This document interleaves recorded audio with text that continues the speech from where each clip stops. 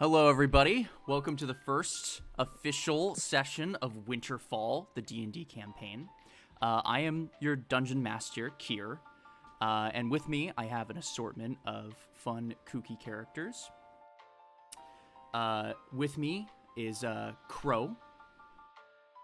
Say hi, Crow. Hello. We also have Malin. Hello. We have Alex and Emma. Hello. Hello. And we have Nano.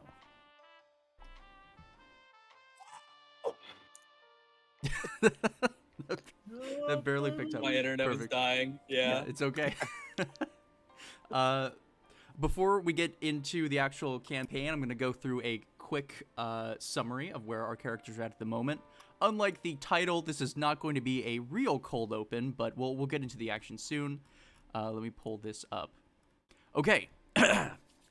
So, the world of Concordia is as old as time, with the Esgrilda Ocean connecting the various countries and kingdoms that have risen and fallen over the many years that the world has existed. It lived in relative peace, but a large and sudden aurora borealis erupted in the sky at around 1797 DC, or Dwarven calendar.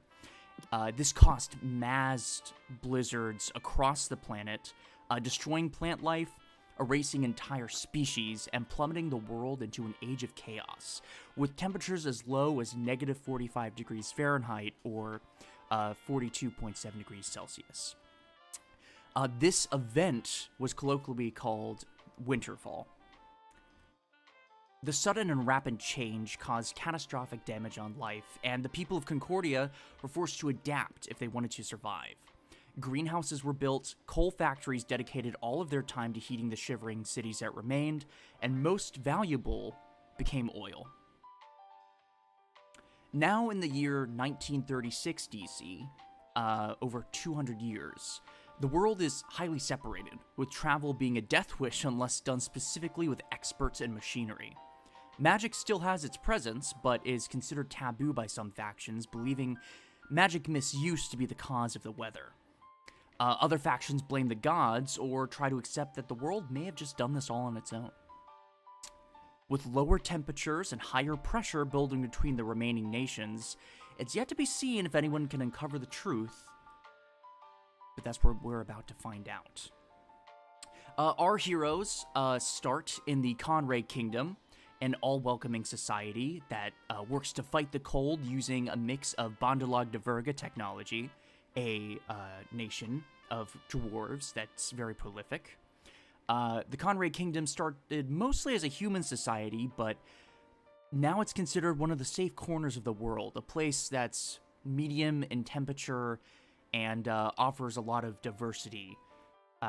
The capital, Broad Lake City, acts as a strong center for diplomacy between the different nations. After Winterfall happened, the Conray Kingdom continued to hold up its ideals and works as a modern society, with President Holbeck serving as its elected leader. There's a lot of political strife, and people continue to struggle with the cold, with resources dwindling. However, a large number of collectors find themselves staying here. Collectors are those that go out and look for resources, and that is where our characters begin. They are currently in the Conray Kingdom in a small town at the north of the nation called Offengrad. Through various means, they made their ways here, but let's zoom in and see what they're up to.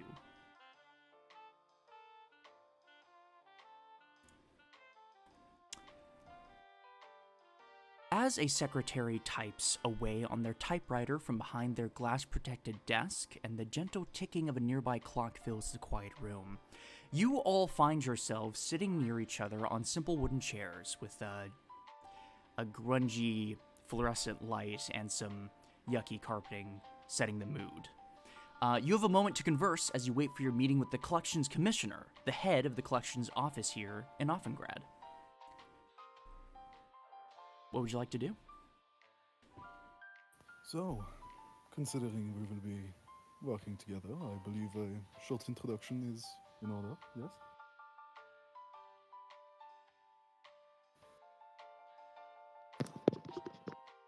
Uh, sure. Well, I'm Jordan. Pleasure to meet you. pleasure. I'm Morgan. Nice to meet you. Oh, Likewise.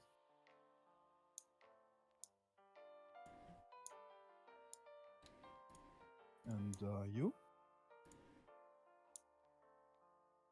Pointing to, you know, who I obviously know as a player is Kazrite, but my character doesn't.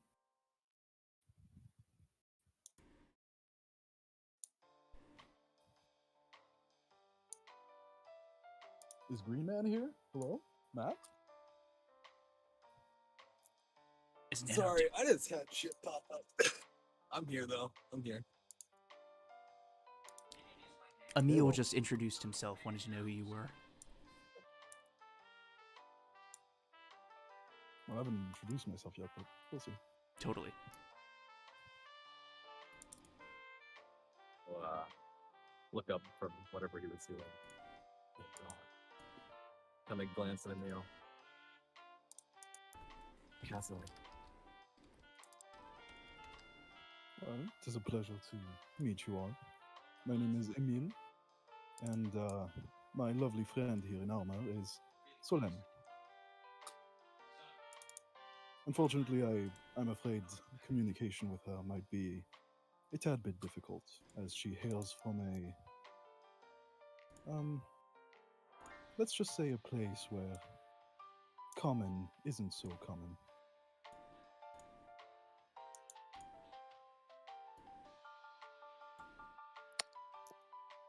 well. So, what brings you here then? Same as all of you, I suppose. Money.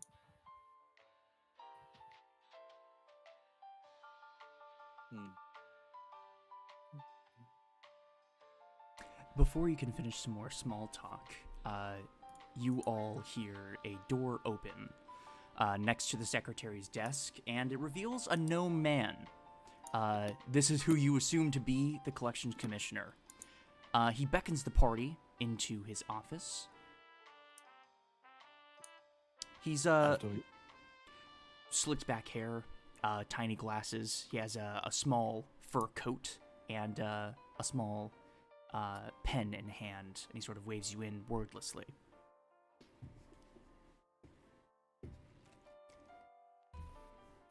I guess I go in. Yep, after same. you. Okay, yeah, if everybody's going in, it's a pretty small room, so you kind of have to squeeze in. And sitting there is a very small desk, and the man sort of adjusts his glasses. Quick question. Yes. Why do we have the bitrate limited? What are we talking about? Why do we have the bitrate limited in the VC? Do we have bitrate limited in the DVC? I don't know what that means. I'm sorry. I'm gonna bring it up a bit because I'm getting like lag on it. Okay.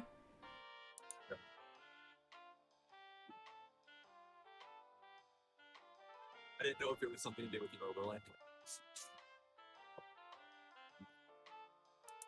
Okay. Is it better now? Yeah, it's up to inch. Okay.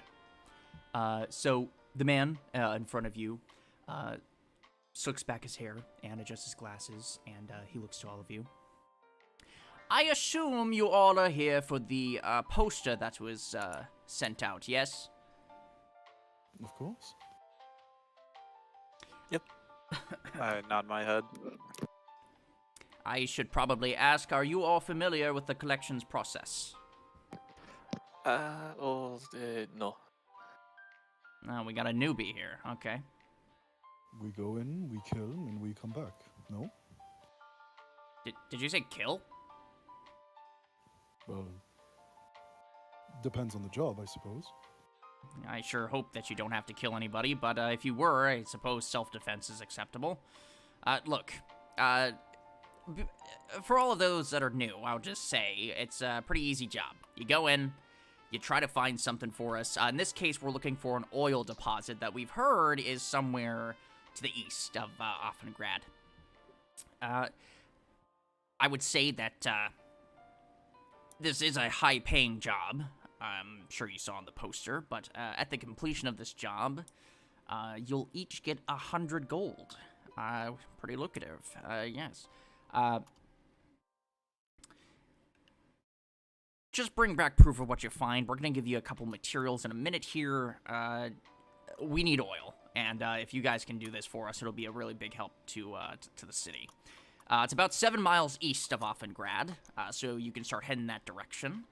I'm going to bring out some paperwork here. You can see he, from under the desk, he pulls out a long filing cabinet, and he sort of sifts through and pulls out the exact number of papers that equals your party, and he sets them in front of you. It's only one page, and you can see that the typewriter had to be fixed on a couple of them. But basically, it explains that they are not responsible for your death or injury, and that you'll be receiving a small sled, a chest that contains a 2-liter oil container that you can scoop oil with, a compass, 2 daggers, an oil lantern with enough oil to burn for a couple of hours, a blink, paper, and a pen for any notes that you need. If you could just sign on this dotted line here, that basically just assures that you don't steal from us and we don't steal from you. Yes. Oh, okay. Jordan will sign. First and last name. Oh.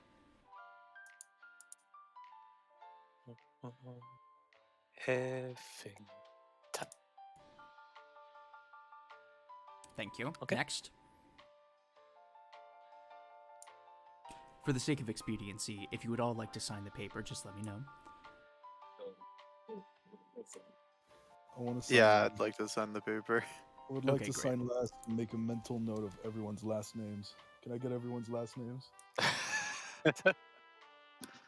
Sure, yeah. Well, to do this, are you trying to do this sneakily? No, I'm very much just going in last and just memorizing their last names. Okay, yeah. If everybody wouldn't mind, you can either say it out loud or DM it to him. That would be totally fine, unless you feel like you need to be protective of it.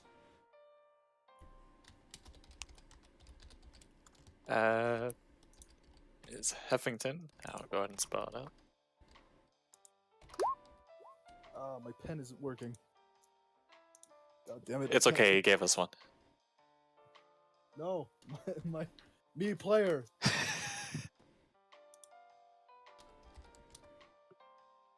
You said Heffington? Yep.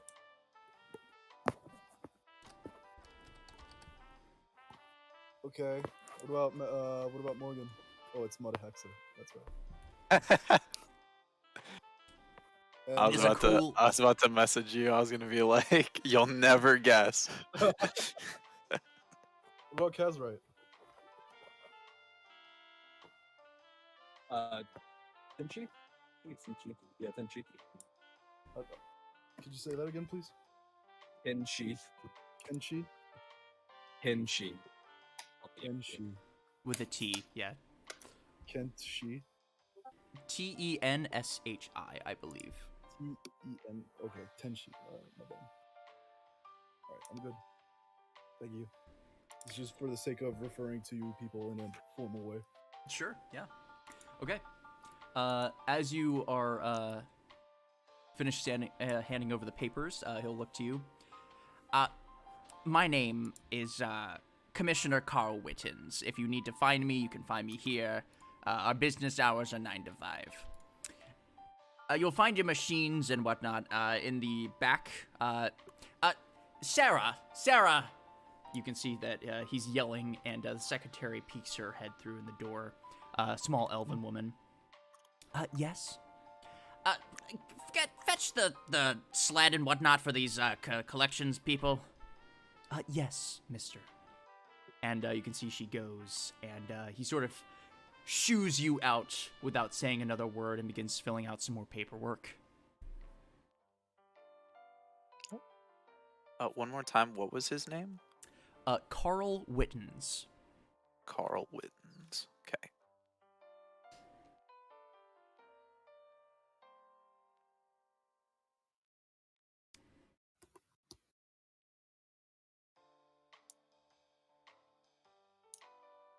You can see a moment passes, and then the secretary peeks her door in.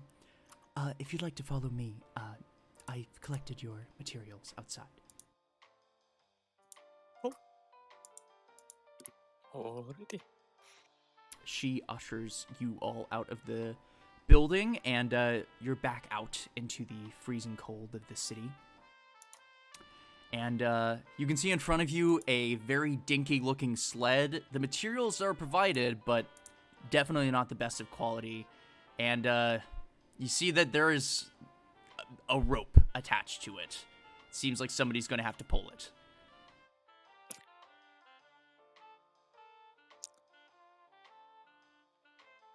Well, I'm not one for manual labor.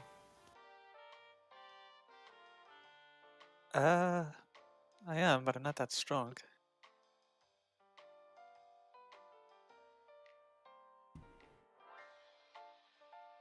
Sure. We'll walk forward and pull it. All right. What would you like to do? The city is in front of you. You can see the cold concrete buildings standing tall against the storm that is ever approaching. And you can see a couple of people are walking around. You see a mother and her child very hurriedly making their way through the snow, clutching to their coats. But the sky's dark, despite the fact that it's probably noon. It's a dark place to be.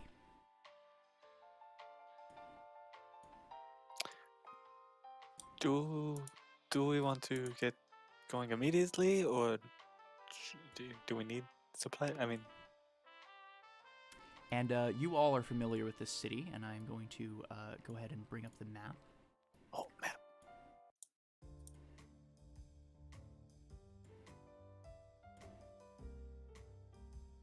And we're going to get rid of this smooth jazz. And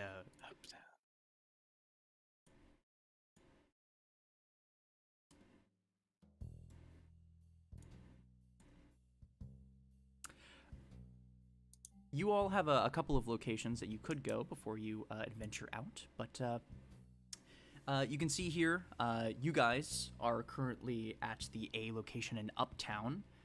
You need to travel to the east of Offengrad. Supposedly, somewhere out in the wilderness is an oil location.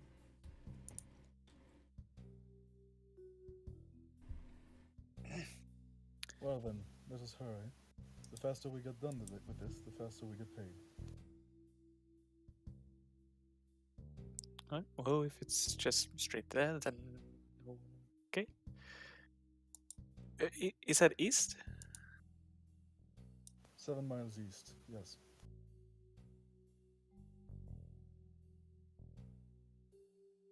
It goes without saying, but I presume that everyone here is proficient in weaponry of some sort. Yeah. Good. You never know if we will, run into trouble.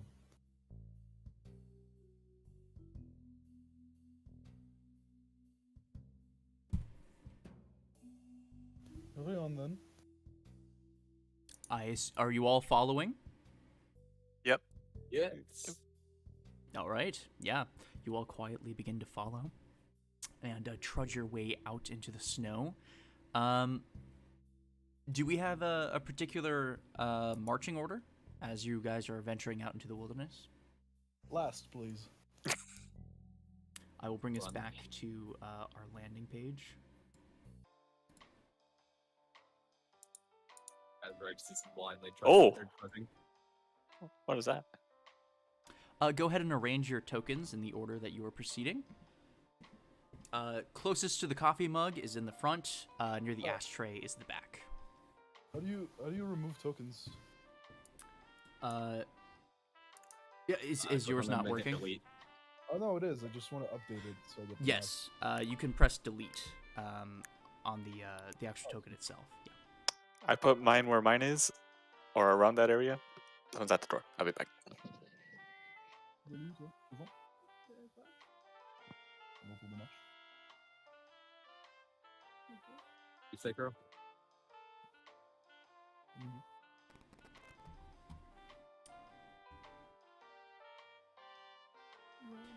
So just to be Voilà. clear, you are in the back, Alex. Yes, very far. Okay, gotcha. All right. You guys begin trudging your way through the snow. Any of you that would like to help with navigating can go ahead and roll for me a survival. And if you're trying to keep lookout for a particular hint towards this this mysterious location, you can also roll a perception. I will do that.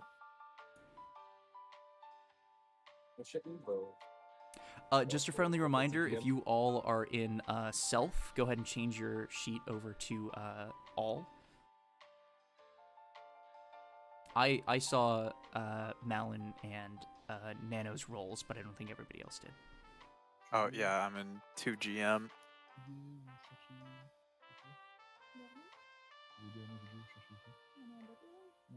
So Malin rolled an 18, and Nano rolled a 7 for survival and a 12 for perception. Est-ce qu'on change? Bah, on se déplace.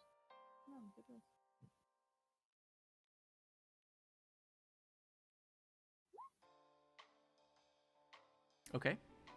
9.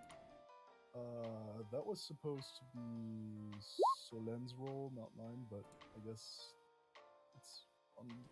Oh, right. If you need to make it easier, at the bottom where it says send, there's a little tab there.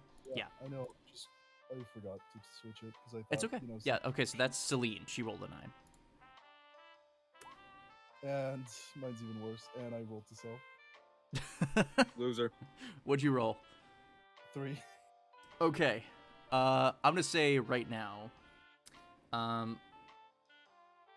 Would This is tough.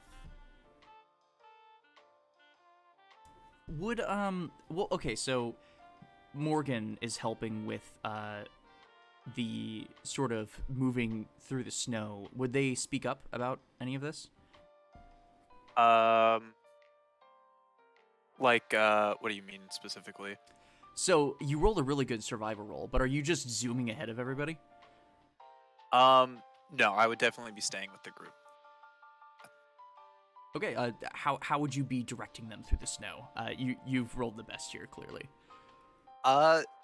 It would just be, I guess, a lot of sort of guiding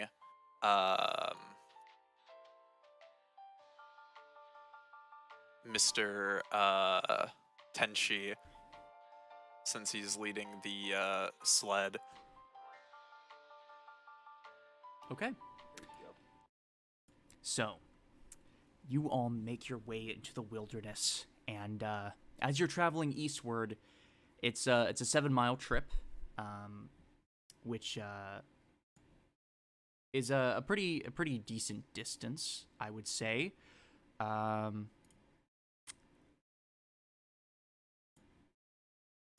Going out that far, I'm gonna say, for the purposes of this, since you guys are walking, it'll probably take you a good while before you reach the point that that the collections commissioner mentioned. So you have a lot of time on the road. It's about, like I said, a half day's travel going that direction. So would you like to do anything on the way there? Preparations of any sort? The only things that you can hear right now are the crunch of snow on your feet and the wind that's blowing by.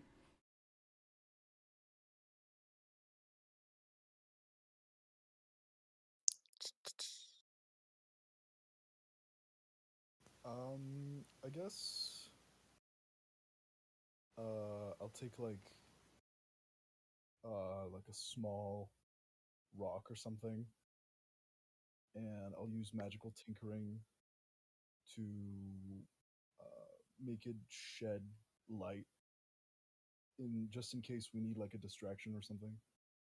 Okay, yeah. Go ahead and roll the abilities that you want to use. I And don't think I did, but I'll just press it. and then just for shits and giggles, could you roll me a perception to see if you can find a rock in the 2 foot high snow that's around your feet? Oh, I haven't thought of that. I'll take whatever I can find, really, as long as it's solid, non-magical. I can Sure, use it. yeah. Just roll me a quick perception. It's not a high DC. Oh God. You could make a snowball. Yeah, that will work. Okay, yeah. All right, you make a snowball, and you imbue the light spell. Is that right? I touch it, and now wait. Uh, oh, sorry. It's Oh, I see. The object sheds bright light in a 5 foot radius and dim light for another 5 feet. Okay. Uh, it's it's definitely not something to use like a lantern. By the way, you guys are traveling in pretty dark circumstances. You do have a So, lantern with you if you want to light after that. he after he does all that, Uh-huh. I'm gonna grab. There are trees around us, right? Yeah, in the distance. Currently, you guys are in a pretty open plain area. I'll bring you over to this map. Stop jazzy music.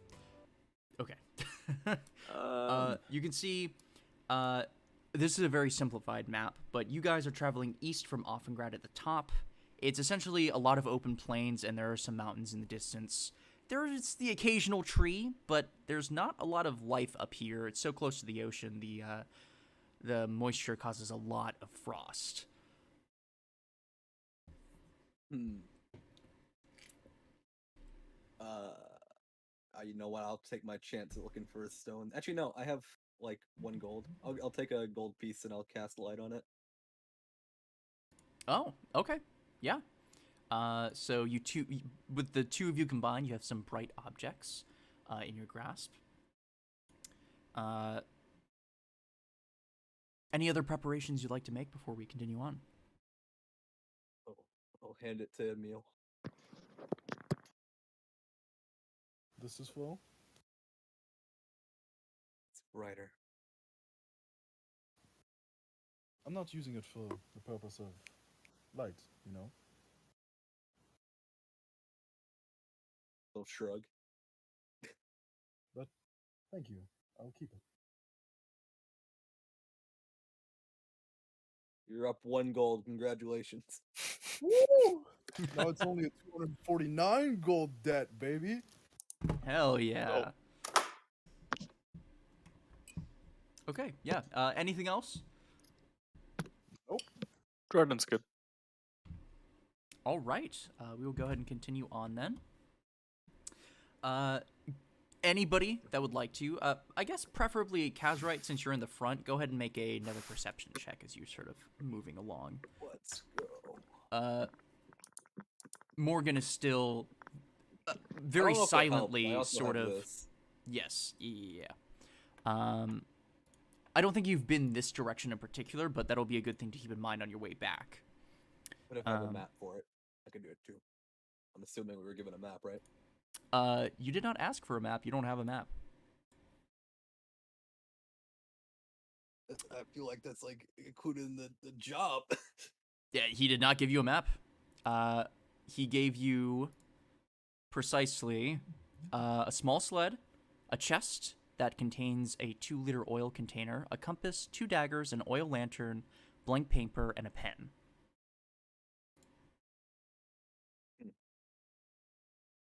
He will take the blank paper and pen and start doing a map.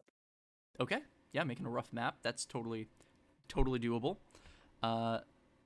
With an 18, you do notice as you're sort of traveling across this cold, desolate plain, there's an outcropping of trees that seems a little unusual to what would be your left as you're traveling east. To your right, it's just a bunch of mountains in the distance that seem to tower over everything else.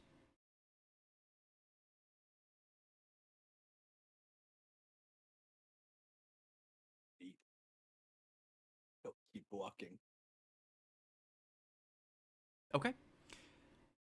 You guys continue to travel, and the cold is really starting to set in. Are you all wearing winter clothes? No, but I'm cold Yes. resistant. I think so, yes. Cold I'm resistant? the same as Okay. Nana. Cold resistant. All right. So we'll go ahead and skip forward in time a bit. It's now been a solid 5 or so hours of just trudging in the snow.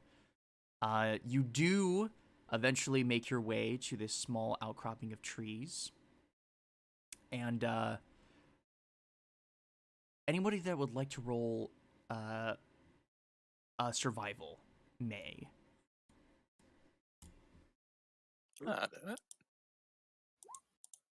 Oh, Great. lovely. I'm proficient. Yeah, sure, why not? Okay, 15. No. Pretty good survivals all around. I'll say most of you get the inclination that if there were to be an oil deposit somewhere, more than likely it would be in a place where an exposed area of the ground would be. You're not seeing anything in the snow here. You feel like these trees might be the answer. I'll walk towards the trees. All right. You've been walking into the trees. It's not pretty. Most of them are dead. There are a few pine trees of various types that seem to have a little green on them. The winds are still harsh, and you're clutching to your jackets as you continue to walk. You do see, and this I would say probably catches Kazrite's eye the most, you do see some black about 400 feet in front of you. It seems to dye the snow a black color. They'll trudge towards it. Okay, I assume you all are still following close behind, yes? Yeah. Yes. Okay. As you continue to walk into this place, and you're coming closer to the snow that's ever encroaching, you begin to sense movement in the trees. Movement in the trees? Damn, what are they doing up there? You can see them Is there- moving behind the trunks of the trees. Yes.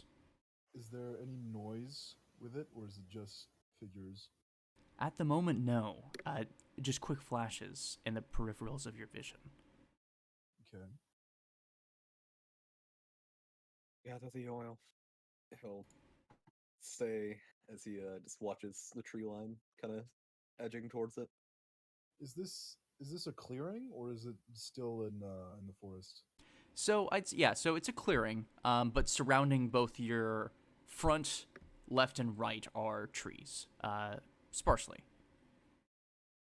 Okay. I will walk about 30 feet to the more open area. Yeah.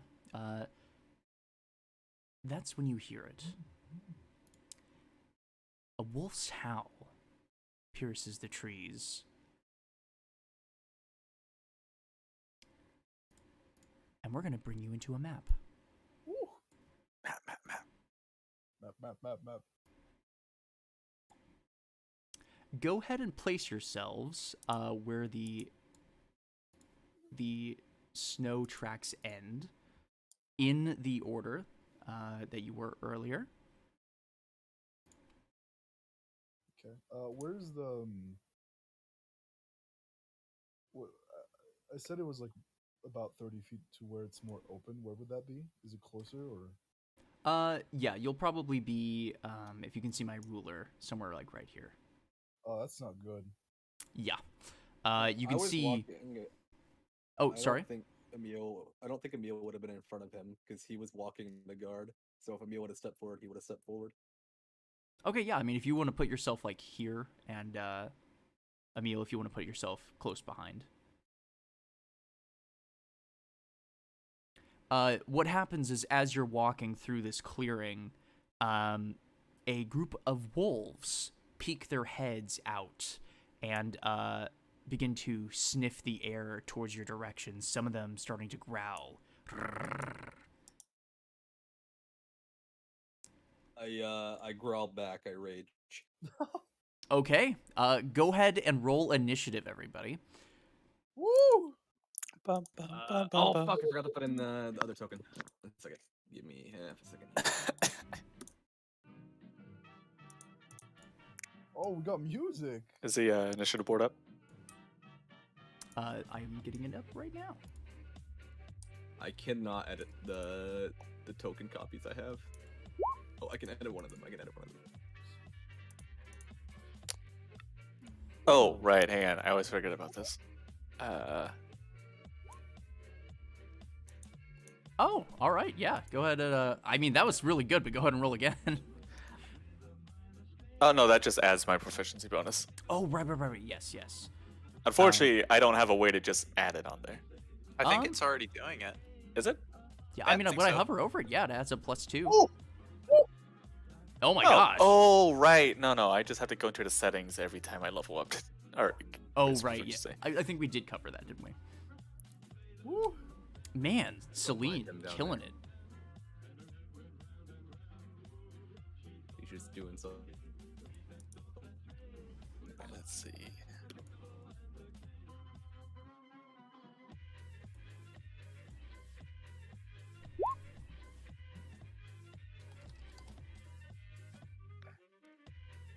Give me a sweet second. I am opening Roll20 on my tablet so that Emma can have it as well. Sure, yeah, no worries.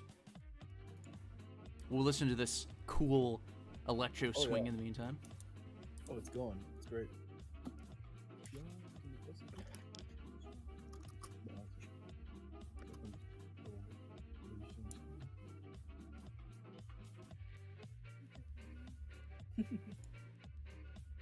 I kept looking for spiritual weapon, and then I remembered, oh, right. I had to wait until second level.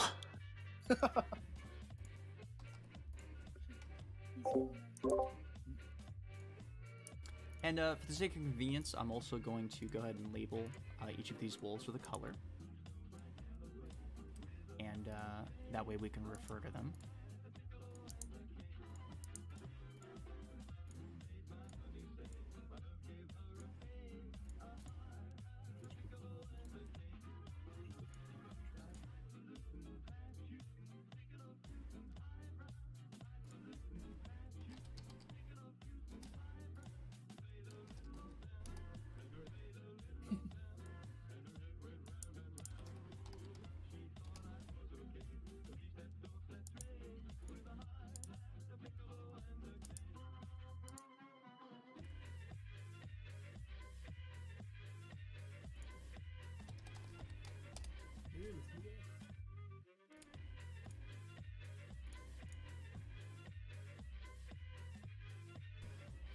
Okay.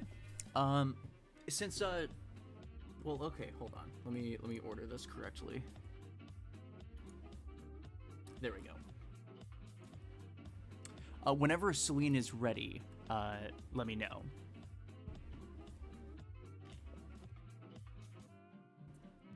Ready?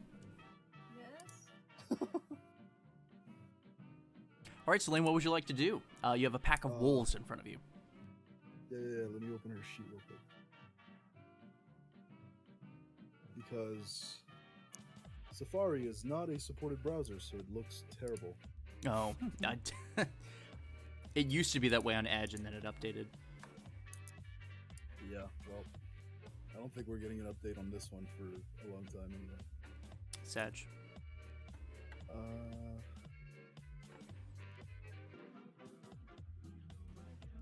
It's true.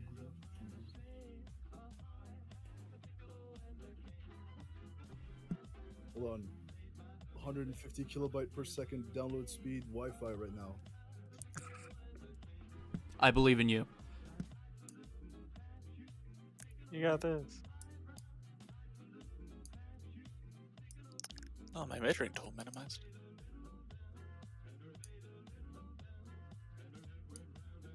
It's so loud, but it's okay.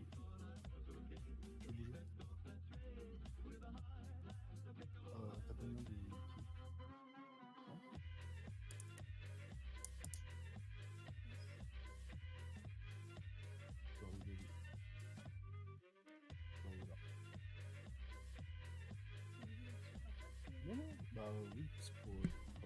If anybody is watching, by the way, Emma is actually a new player. So thought I'd throw that out there. She's learning along with us. Yes, so sorry. No, you don't apologize. I just wanted to clarify.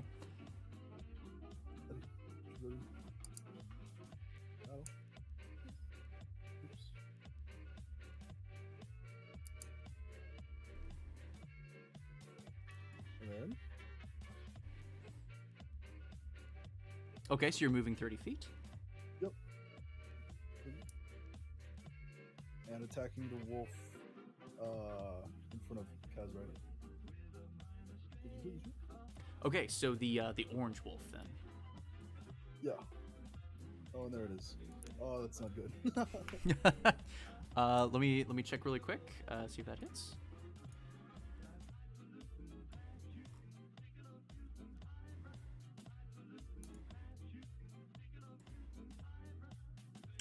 Yeah, unfortunately that does not hit. Would you like to do anything else, Celine?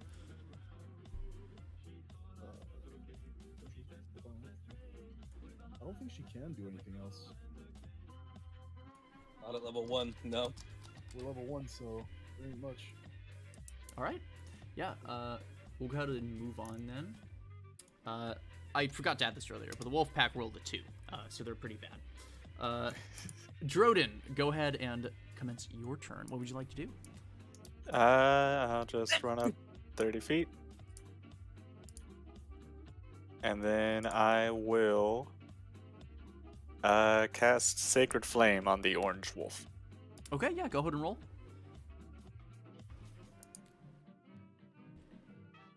Dexterity saving throw. Alrighty. I'm getting my shots clear right now. They have a +2. Ooh! Holy moly. Yeah, that particular wolf seems to dodge out of the way, but I believe they take half damage? No, it's a cantrip, so it's probably none of okay, it. yeah.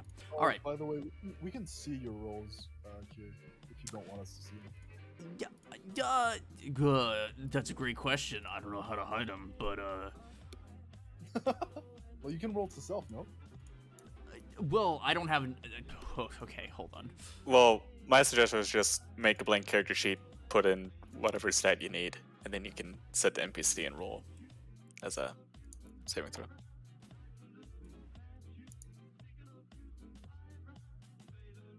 Yeah. You know what? I'll just use real dice. Oh. I'm not a coward. All right. Do you have anything else you can do?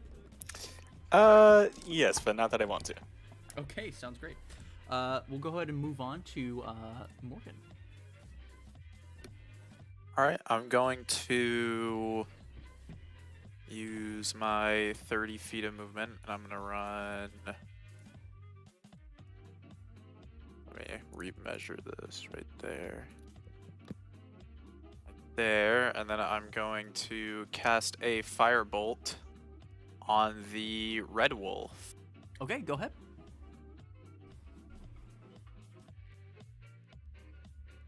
Let's go. Unfortunately, that misses, but that's okay. Would you like to do anything else? I would like to not do anything. No. Okay, great. Kazrite, it is your turn.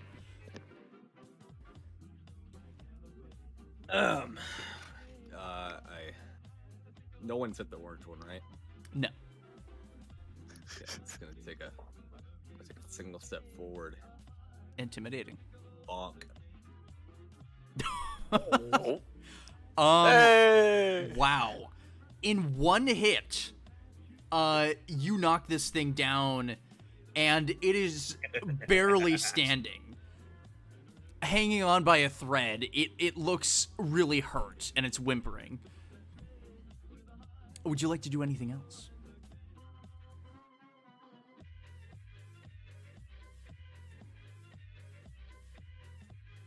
Oh, it's dead. I add 2 damage to that. I'm raging. Oh, yeah, no, it is dead. It is gone. Yeah, no, instantly, one hit, it goes, "Roar!" and it's gone.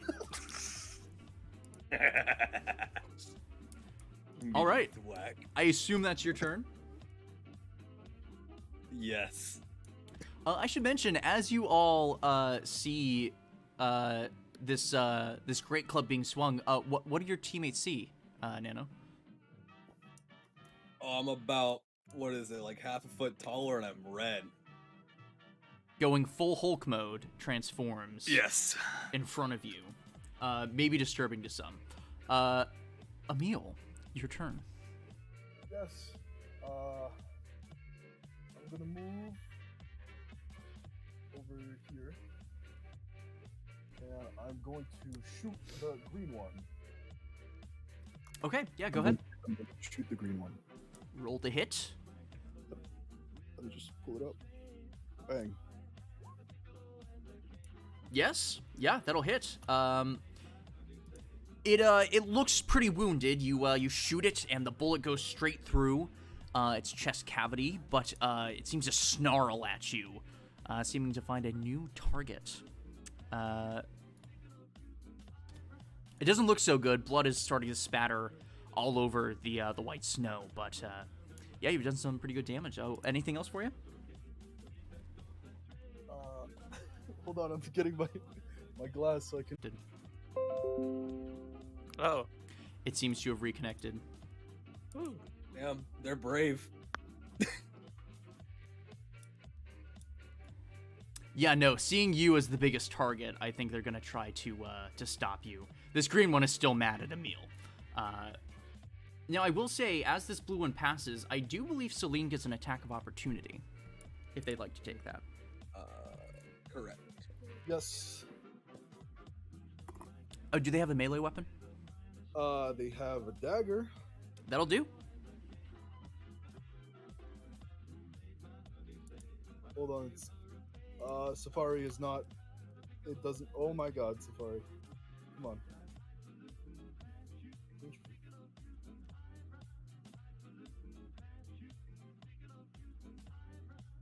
I'll just roll it on my end because Safari's not great. Okay. Yeah.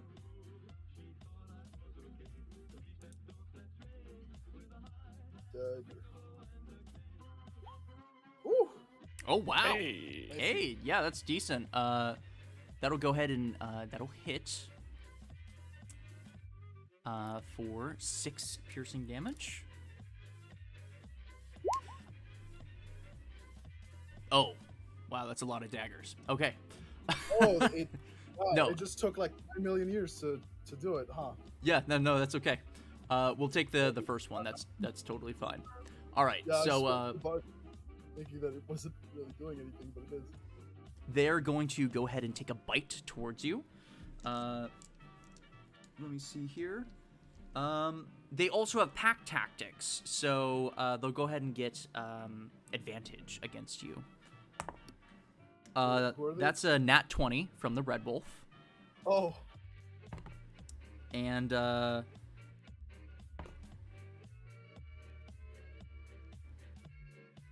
you're not going to believe me. Let's But get hit by 2 nat 20s. you got hit by 2 nat 20s. Okay. So let me roll. I'm raging. You are. This will help. I believe it's piercing damage. Yeah, I'm resistant. So the first one is 18 damage, but it's reduced to 9. Yes. Yes.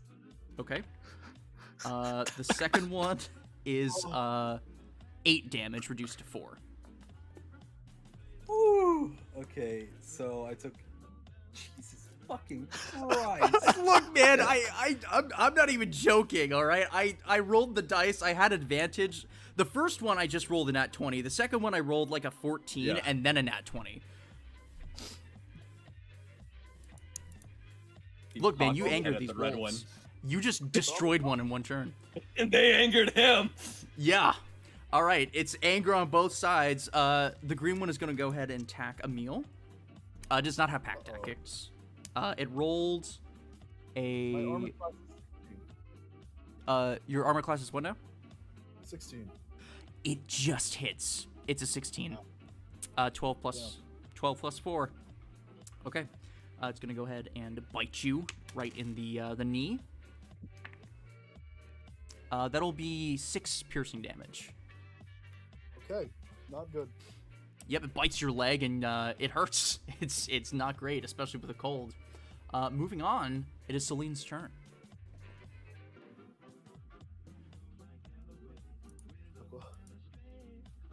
I'm so sorry, Nano. Trying to kill me.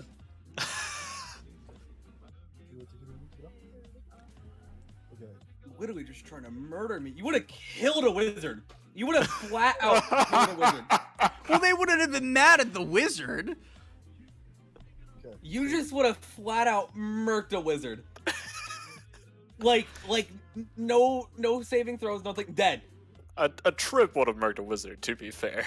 To be fair, Yeah, but still, that was the first attack. I think that would have pretty much killed everyone in the party right now. Yeah. It's okay. Oh, Nano's no, a badass. The first one outright killed me if I weren't raging. Or no, it didn't outright kill me, but it knocked me down. Yeah. Does Selene get advantage from flanking? You know, I don't think we established if that was a rule or not. Well, is it? Good. You know what? Yeah. If the wolves could have pack tactics, so can you. Flanking is fair.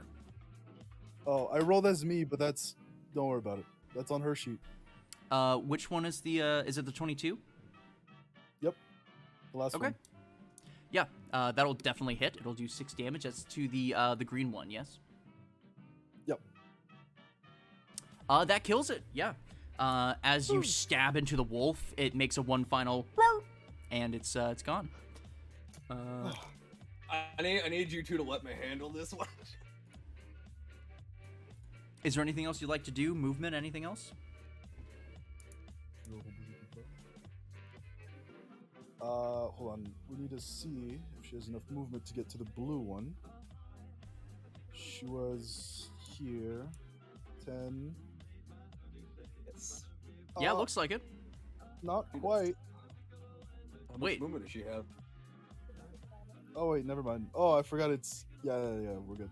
Okay, great. Yeah, you Flanking can rules. flanking rules. Let's do it. Making full use of the flanking rules. Flanking is good. All right, yeah. I assume that's your turn. Yes. Drodin, it is your turn.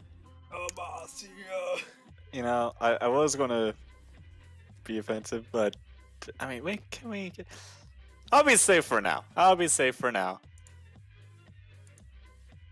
I'll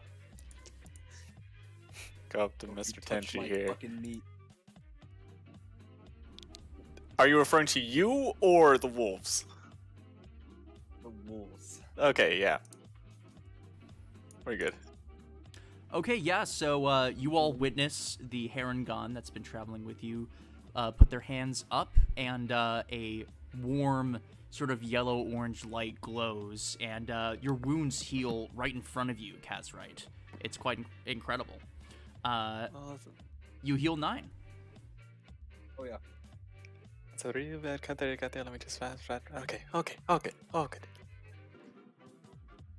And that's my turn. Okay. All right. Moving on. Morgan. As a squishy, I will do my bygone duty of getting far from the combat, Understandable. Correct. and I will cast Firebolt on the red wolf. Okay. Yeah. Is it? Are you within the right amount of feet? Am I crazy? Yeah, 120. I would Okay, hope. yeah. You're good. You're good. Yeah. Go ahead and roll it. 23. Yeah, that hits. And that's to the red one. Yes. That one has not been hit yet, so as you send your firebolt hurling through the air, it hits the shoulder of the wolf, and you can see red sparks start to fly, and its fur becomes singed. It's still standing, but it looks pretty injured. Is that your turn? Yeah, that's my turn. All right. Kazrite.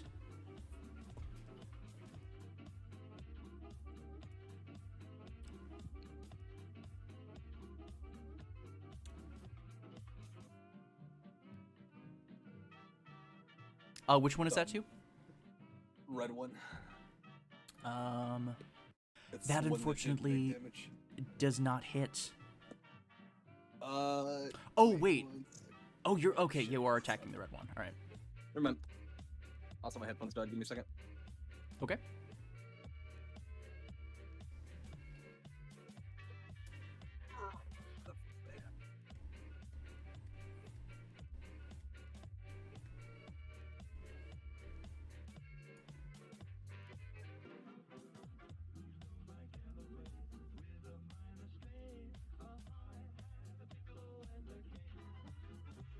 Is the map cool, guys? I worked hard on it.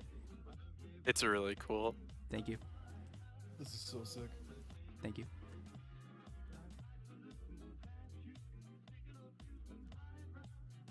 Here again. Are you back? Yeah, I'm back. All right. Do you want to do anything else? That's all I can do. Okay. Emil. There are still two wolves standing.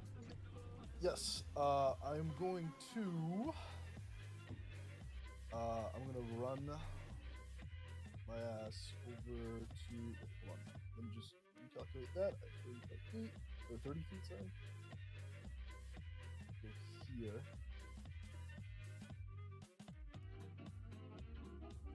Go ahead. Here. And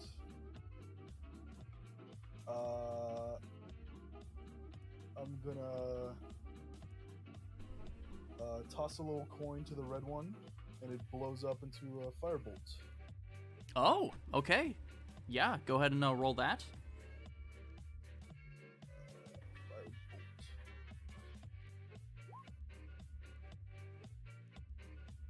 That does hit. Not bad, not the worst. That actually is just enough to get the red one down. Yes.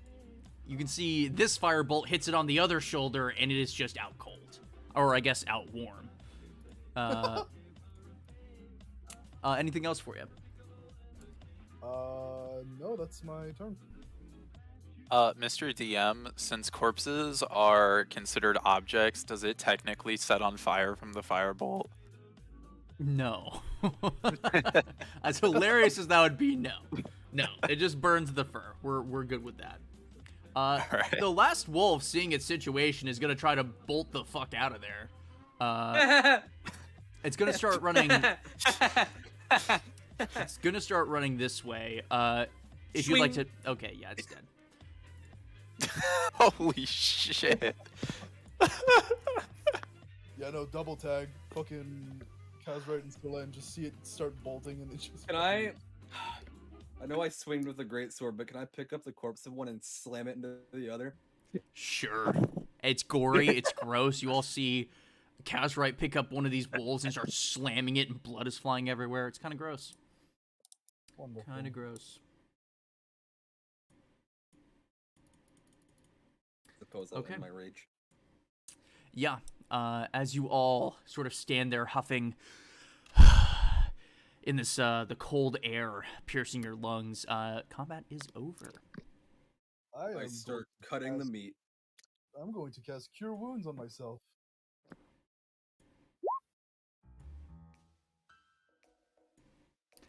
Yay. Yeah, go ahead and regain 8 hit points. And you're sort of just looking at each other in the snow. What would you like to do? I start field dressing the wolves and get their meat. We came here for some Yeah. Go things. ahead.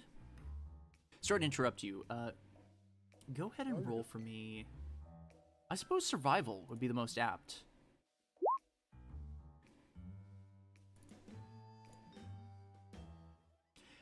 Okay, and you're taking the time to do all 3? Or all 4? All 4. All right, yeah, so wordlessly, you guys see Kazrite begin to skin and de-meat the wolves in front of you with his bare hands. It's kind of gross. Yep. Well, that was fun. Ooh. Would you like a knife, Mr. Tenchi? He'll look up and hold out his hand for the knife. I will pass him one of my daggers, which I think I have 2 of. Sweet. I go back to what I was doing. And I will go back to that where the oil was. Okay, yeah. I mean, we'll use our theater of the mind. I didn't make a map for the oil specifically, but if you start heading this direction, you do see that sort of black oil spot.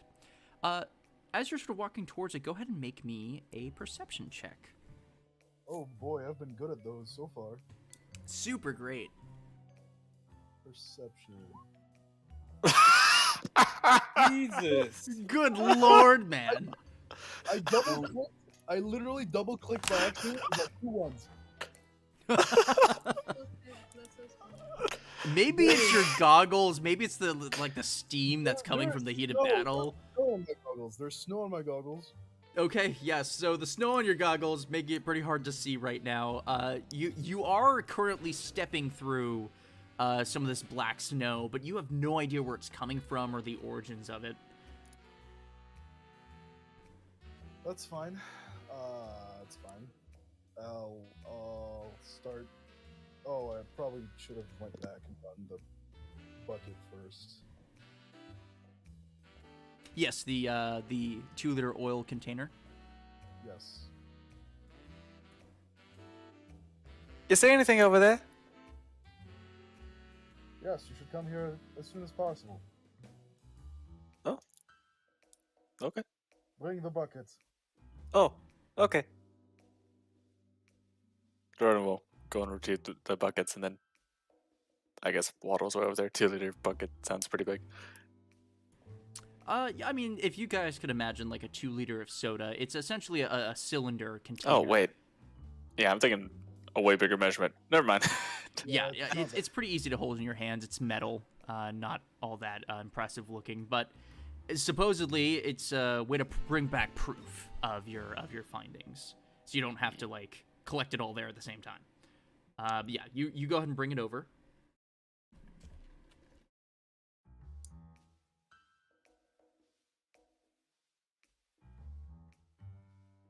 Is anybody else doing anything? I guess I will walk over to Kazrite and see if he's okay. Kazrite, how are you doing? He's skinning. All right, then I will join the others. Okay. I help you. I just wanted to make sure you were all right, but it looks like you're managing. Sorry for intruding. Hold on. then I will walk away. All right. Would any else like to try to figure out where this oil is coming from? You can roll a perception. Ooh, actually, Oh.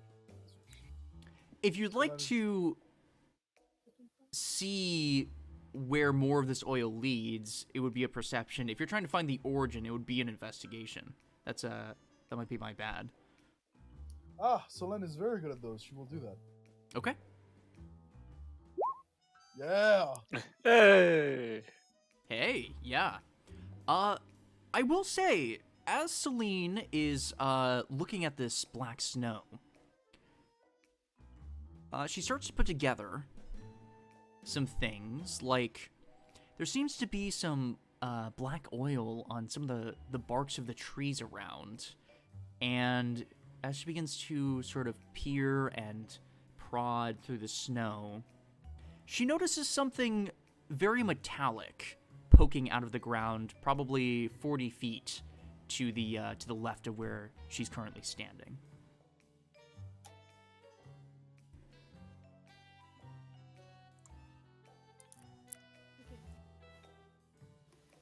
As-tu trouvé quelque chose? Oui, j'ai trouvé quelque chose. I will walk over to where she is at right now. Oh, whoops. That was not... Sorry. All good? Why do the first ones keep repeating? Yeah, I know, right? Yeah, I'm going to where she was, and I guess she'll show me. She almost did it. Yeah, she will. I'm sorry, could you repeat? She is showing me where that thing was. Okay, yeah, you do see it. It's seems like some sort of dome made out of metal. It's peeking out of the snow. A dome? Yeah, a dome. Like a half circle or a half sphere. Can I tap on it? Does it sound hollow? Does it? Yeah, when you tap on it, it goes dung dung dung. Sounds pretty hollow.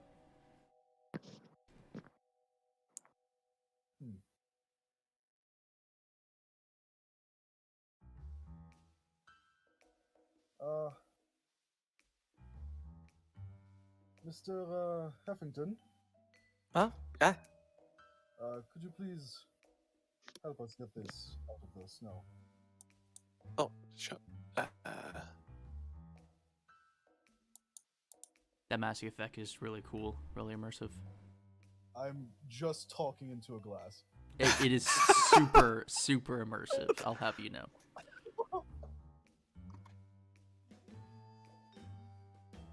Yeah, do you Yeah, don't know make what's away? gonna happen. Yep. Yeah, you see the same thing. It's a metallic dome that peeks out of the ground. You all are standing in front of it, probably a foot away or so. There's still maybe 2 or 3 feet of snow high, so who knows how deep this thing goes.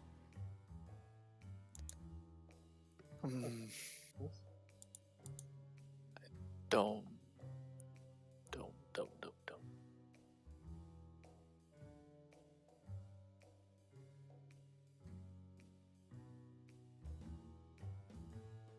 Well, you are waiting for... What? So, just move it. Try. Hmm? Attempt to. Go ahead. Okay. That I guess I'll try to. Okay, yeah. You push on it, it does not budge.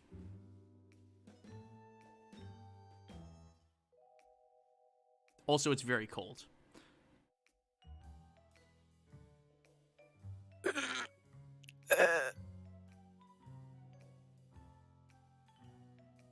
I'm afraid that it Oh, this is kind of nice. Oh no, too cold. Never mind, not nice. Oh, home. I'm afraid that if we don't have the right tools to unearth this thing, we'll have to report it.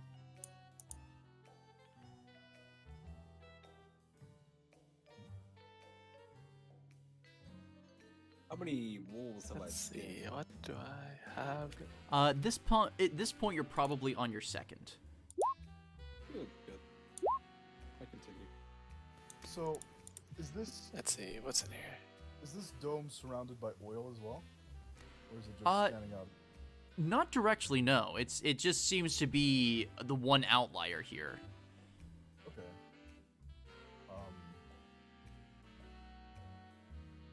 I suppose I'll give a quick glance to Solen and ask her to help me start digging around it. Okay, yeah, that's pretty easy to do. Does Celine follow? That was her idea. Okay, my mistake. Yeah, as you begin to dig around it, you do find there is a latch on the side, and as you begin to unearth this, you're starting to realize you're standing on metal too. Oh, damn. Well, The latch seems to be frozen over, but it seems like if you can imagine like a cold fridge where you pull on the latch sort of towards you, it's one of those. It has a handle. yeah. And it's like, whoa, whoa, whoa, whoa, whoa, No, whoa. no, no. Flames. Flames. It's radiant. On oil. It's holy. Radiant can still ignite things. Okay, wait. Is the oil coming like from the latch? Does not appear to be. No. There's maybe a 2-foot gap in between where the oil starts and then white snow leading to the metal. I am going to back away Okay. a lot. All right. How far are we talking? Like, a good maybe like 100 feet. Okay. All right. I would like to follow suit. All right. So you're all stepping back. Normalement, on fait ta boule de feu, là. He's gonna kind of look up from his skidding and see everyone backing away, and just really, really look at him. We dug around it, right? Yup. What are you all doing? Qui allume un peu. Is oil on the ground? Uh huh. Like around it? Not around it. Mr. Huffington, it's been a pleasure. You're all making such a big. Okay, he'll go 60 feet away, which is the max distance, and then I'll cast it. Okay. Yeah. Go ahead and roll it. Oh, wait, did I roll that at the GM? I mean, either way, it Yeah, I shouldn't see it. matter. So you roll it. Oh no, I rolled everyone. Okay. Yes. And as the sacred flame descends on that space, hold on, I have a cool noise. Give me one moment. Super cool noise. It's coming up any second now. I swear, I thought this was a super precise spell. I thought that's the reason it had a dex save. All right, fine. I It's can't gonna find be the noise. unfortunate. You hear an explosion. It goes. But to your surprise, none of the oil on the ground seems to light. Instead, a hatch opens up and a bunch of pressure seems to leave. Oh. Well, congratulations, you're still alive. He looks up. And he's gonna stop skinning and start walking towards the explosion.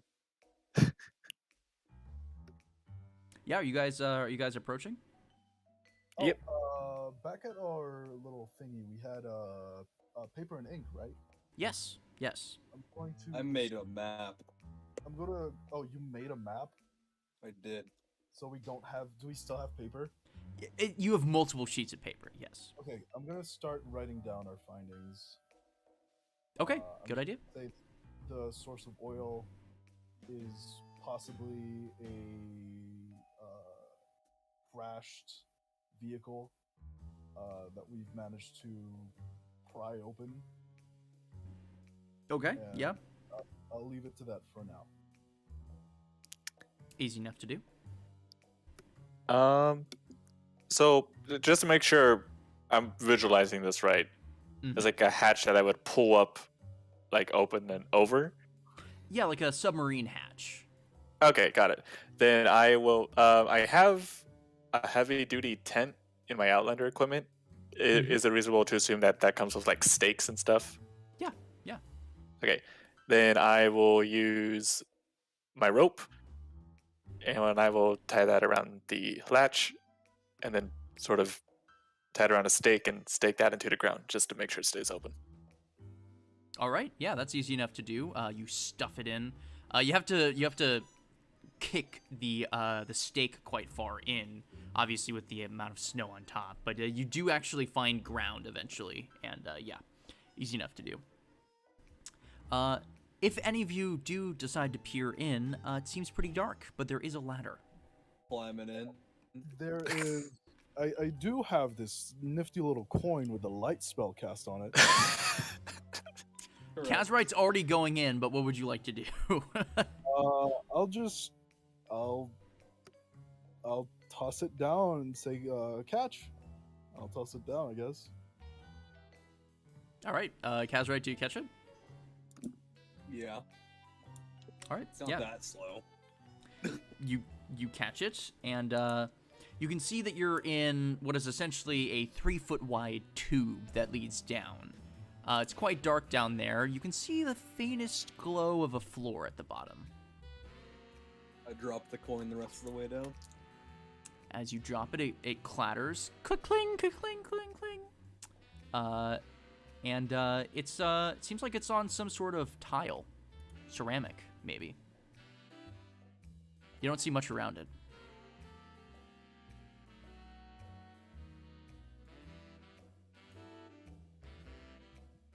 Shrug and keep going and look around when he gets to the bottom. Is anybody following? I'll. Is Morgan still at the top? Yes, I believe Yes. so. Well, after you.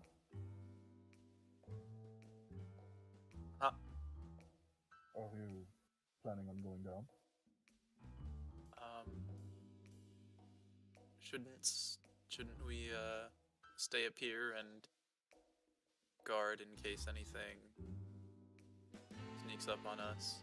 We don't get locked down in there. I can take care of that. And by that I mean I will take a minute to cast the alarm spell. Oh, yeah. Go ahead and roll that. Which I will cast as a ritual. I'll take a little bit of time to cast it. Okay. If I'm not mistaken, it's 10. Is it 10 minutes for a ritual? I think so, yeah. Okay. Yeah. So you can see. Oh, I rolled it as Celine. That's my bad, but that's on my sheet. I gotcha. Celine every time. It's all right. Yeah. So Emil begins to sort of weave this this spell in front of you, and you get the feeling he's doing something that'll help. I'm not exactly weaving it. I'm more or less just like grabbing tools and setting up a perimeter. Okay. Sure. Yeah. An artificer, it's not magic. Well, it's not magic. Yeah. I mean, it's kind of magic, but that's all right. It's like I'm setting like tripwires. Oh wait. OBS Studio broke.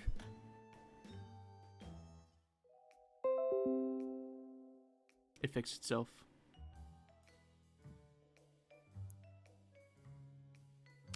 as you begin to descend down, what you see is a series of frozen corpses all around the ladder. They're clearly dead, and there's a lot of skin missing, a lot of bones revealed, and they seem to be huddling next to each other.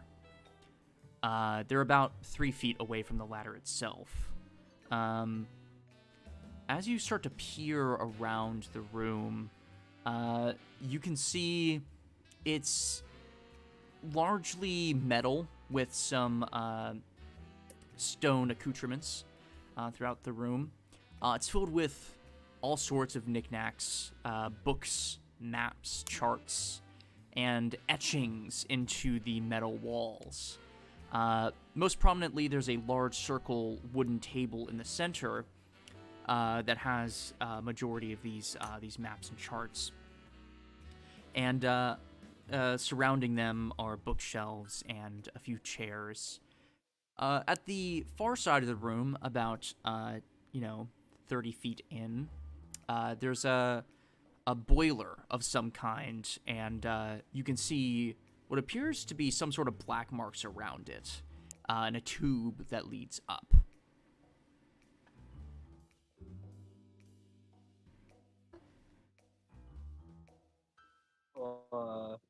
He'll pick up his coin.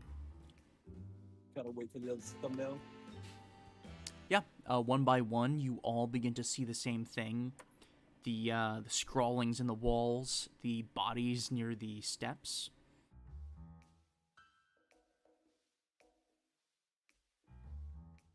I should mention, it is freezing down here. I mean, there's no light, it's all metal. Even with your winter clothes, you're starting to shiver.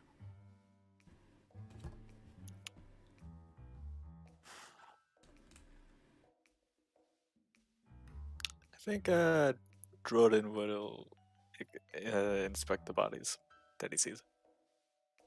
Okay, yeah, go ahead and roll an investigation check for me.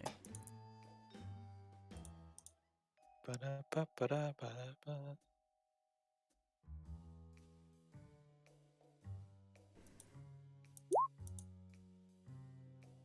Okay, Lovely. you take your time going through these bodies as your compatriots look around the room. Eventually, I'll update you on what you find. Okay. Is there anything else anyone else is doing?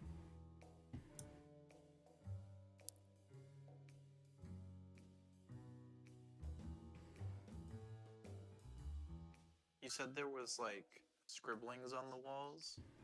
Yes, yeah. I'll take a closer look at them. Okay, can you remind me, do you have dark vision? I do not, but I can cast light. Okay, yeah, easy enough to do.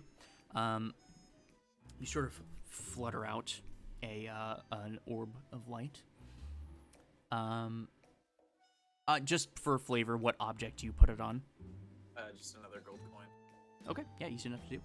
As you begin to hold up this gold coin to the etchings in the wall, to say that it is a hurried etching would be an understatement. It is scraggly and inconsistent in a lot of places. A lot of it is pretty incomprehensible, maybe due to time or the ice that covers the walls, but what you do find are 2 messages that are fairly clear. One that lines the left side of the chamber says, "Beware the witch," and the far wall near the boiler says, "Avoid the singing," in common. As you're starting to look around the room, you do find that there are other things. There's a couple of bunks, seemingly rudimentary, with some very basic cloth that is long since destroyed by the frost that covers it. And you do find a couple of other shelves with trinkets. A lot of the paper in here has been destroyed, unfortunately.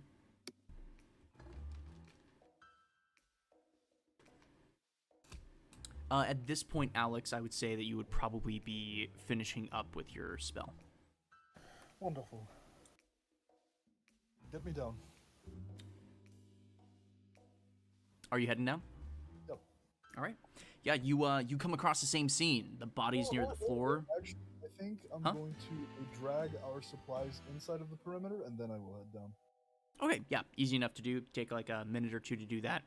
Then you head down. You see the bodies.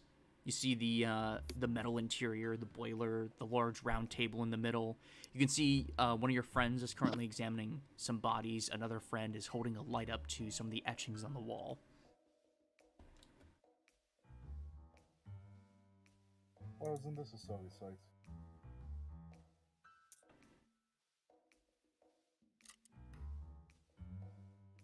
We need from down here.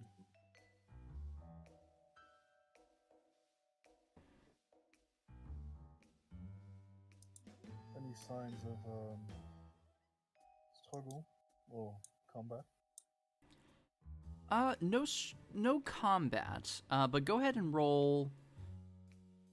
Yeah, I think investigation would be the most apt. Okay.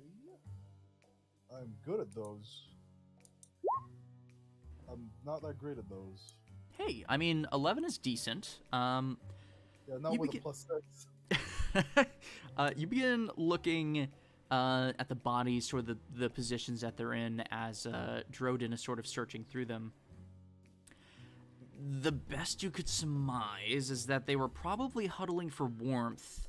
Yeah. And as you see their hands, you can see most of them are destroyed, but there does seem to be quite a bit of damage on them. And I'll say, as you sort of put the pieces together, looking at the top of the ladder, you could assume that they tried to fight their way out, but could not. Any sign of damage on like their legs, their ankles? Not back. really, no. Other than, of course, I mean, frostbite has taken its heavy toll. These corpses, they are very, very old, you could probably guess. A lot of the organic material, despite being frozen, is mostly deteriorated. Okay. At this point, Drodin, what you would have found is some very rattered and tattered common clothes, a handful of silver, about 15 silver pieces, 2 crossbow bolts, a hand axe, and a note tucked into the sleeve of one of the short ones.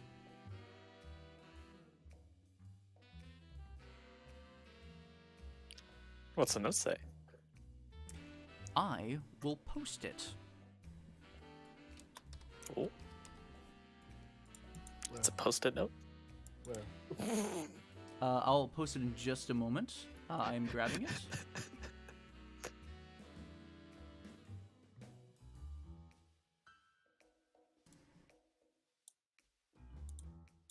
And you can go ahead and read this out loud, Crow. I'll post it in Art and Docs. I like to imagine that we're all just like looking at it at the same time, like Scooby Doo. My dearest love, Alex. I sit upon the steps of the Raven Queen's door, my fingers blue and my insides freezing. I want you to know that while our enemy may have stopped us temporarily by freezing us in here, the world always produces good out of hardship. That damned witch won't be rid of the wild hunters yet.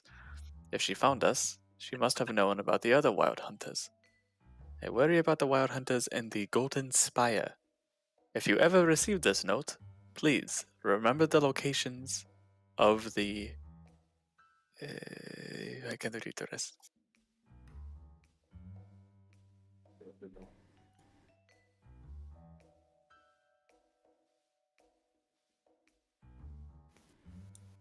Well, I cannot recall hearing of any of these.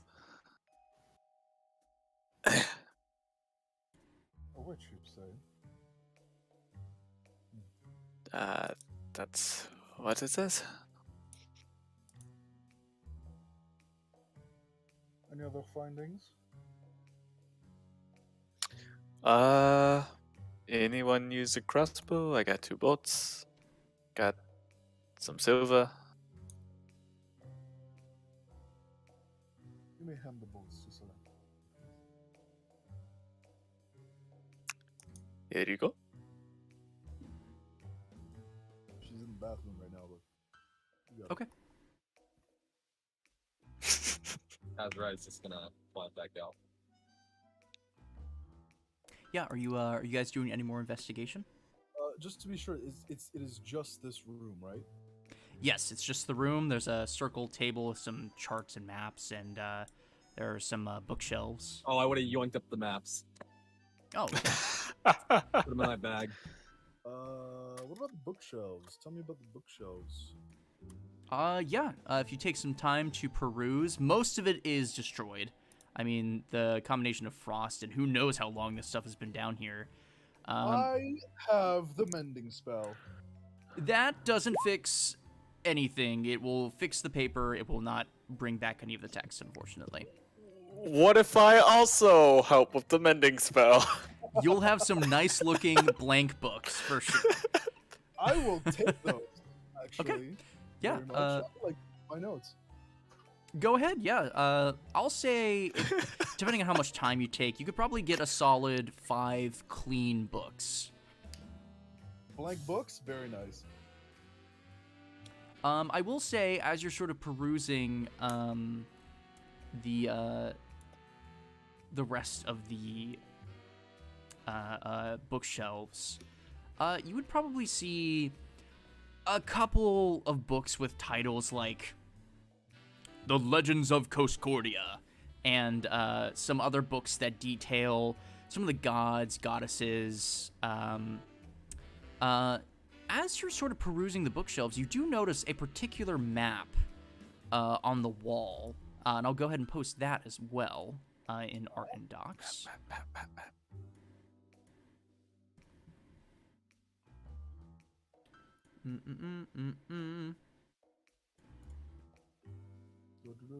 Inspector Gadget.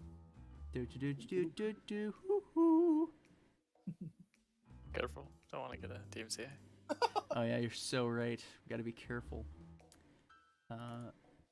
Here we go. This is the map that you see.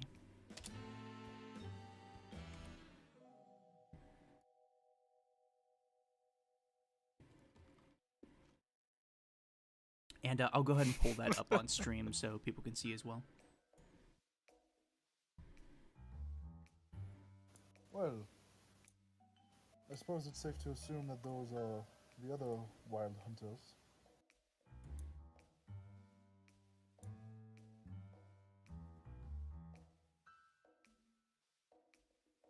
I mean, are you sharing this with a party? Yes, I'm saying that out loud.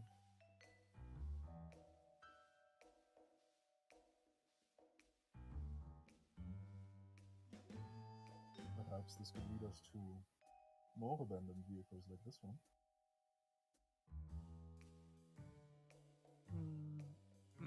It's the one more last marked. What'd you say? I said it's the one we're at mark.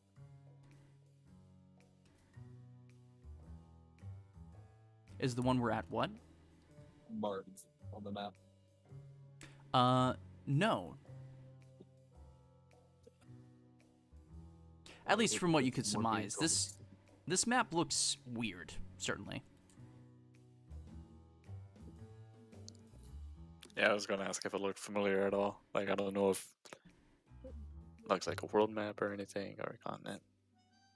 They also lead us to the homes of radical rebellions. I don't think we want to be knocking at their door, do we?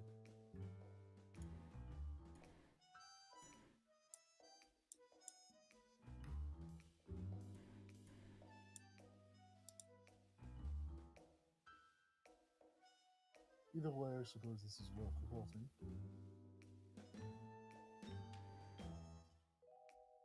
Yeah, you can go ahead and add it to your inventory if you'd like. Taking it. Yeah, I'll And, get him. Right. He likes maps. Okay, yeah. Map done. Anything else you'd like to do?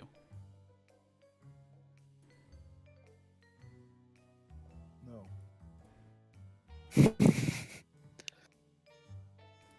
Alright. So sorry, stream. I finally got... I found a solution. Here is the map that they see.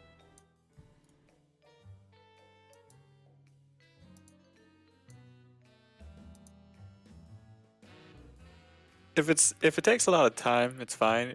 How realistic would it be for Jordan to take all the bodies out of here? You know, a good 10 minutes of hauling. Yeah. Okay. Easy enough to do. You start hauling them out. Any remaining things? Guess I'll write a detailed report while he's doing that. Sounds good. You take your time. Eventually, you all move your way out of the bunker, and you're back out in the cold. You guys are freezing. Nothing a little firebolt can't fix. Mm.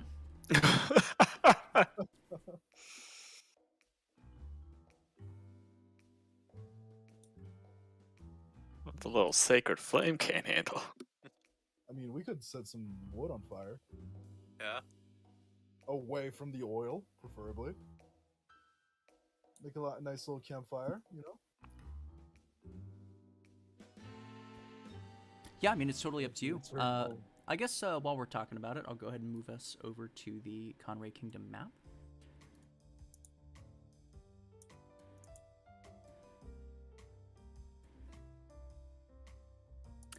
You guys are probably, if you guys can see my ruler, somewhere, you know, here-ish. It'll still take you about half a day to get back. Should get a generic token to put our location on these Tinder maps. Well, actually, I do.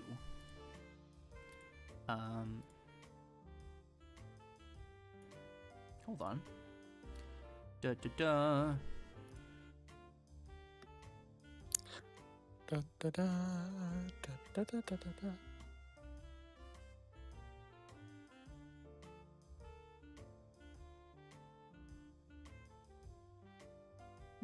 Let's do this one.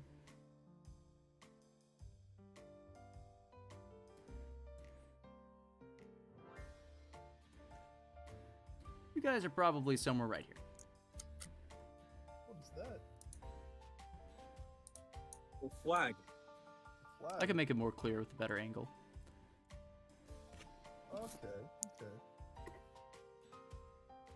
Right there. Neat.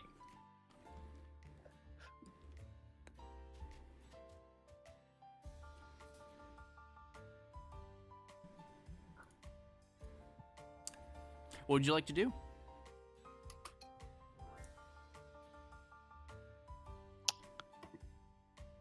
Stay for the night and return home. Are you guys going to rest? What time is it? At this point, I mean, I don't think any of you have a clock per se, but using the light in the sky behind the clouds, you would guess it's somewhere near, let's say 6, 7 p.m.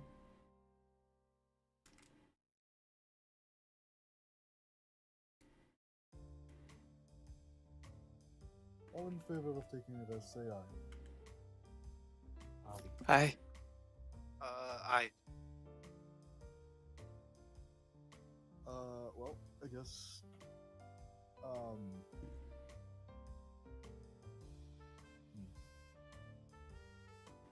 Mr. Heffington, earlier I spotted a tent. Is that correct? I mean, yes. You may set that up. I will start locking down the perimeter. Jordan will start working on the tent. And I will cast the alarm spell as a ritual once again. around our little place. And if it hasn't been done yet, I'll bring a log and or some little twigs and shoot a firebolt into it to start a fire. All right, it's quite violent, but it does do the trick. Yeah, you have a little campfire. It's hard to keep in the wind and the snow that's constantly falling, but you surmise it might last an hour or so. You can keep casting firebolt at it. Are you guys setting up a watch?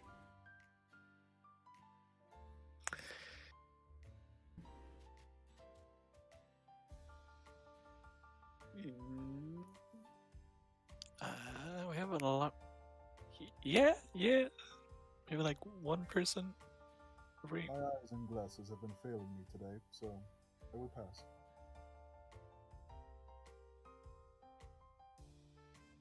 No watch? All right. I mean, Jordan will take a watch for as long as he can. All right. Yeah. Assuming that you guys are taking like a 8 to 10 hour rest, you'll be able to cover a portion of that. I assume you're taking a long rest. Solen can also take a watch because she has Elven Trance. Okay, sure. Yeah. I believe that lasts 4 hours. It's 4 hours of trance for a long rest, and then she can keep watch for the other 4 hours. Okay, sure. Ooh. Yeah, I mean, if her and Drodin wanted to switch off at that halfway point, sure. Is that what your plan is?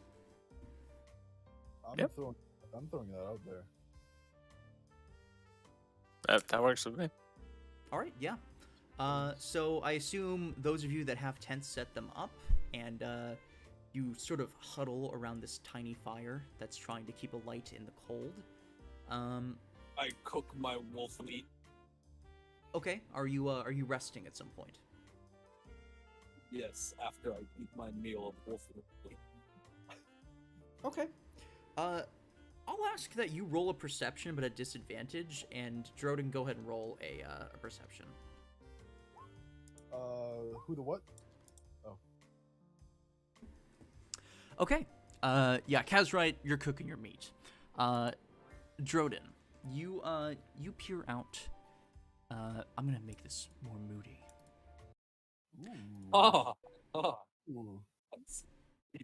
You peer out into the snowy fields that are continually piling on with ice. And you don't see any enemies, and certainly no danger as nighttime begins to approach. You do get a feeling in your chest, and it sort of begins to fill, starting at the base of your sternum and going out. And it feels like your lungs are having a harder time to breathe. Your chest feels heavy. You get that warm, glowing sensation that you're familiar with.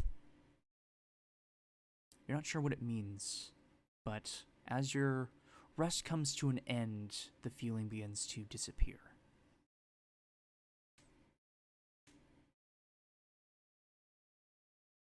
Kazrite, you cook your meats real good.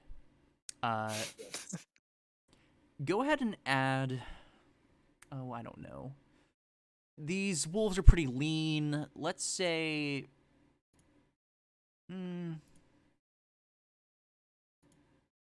You get 4 wolf skins. Are you tanning them? Gotta do that. I don't think you can tan them out here. That's probably true. So you have some bloody wolf pelts. Go ahead and add 4 bloody wolf pelts. And let's say...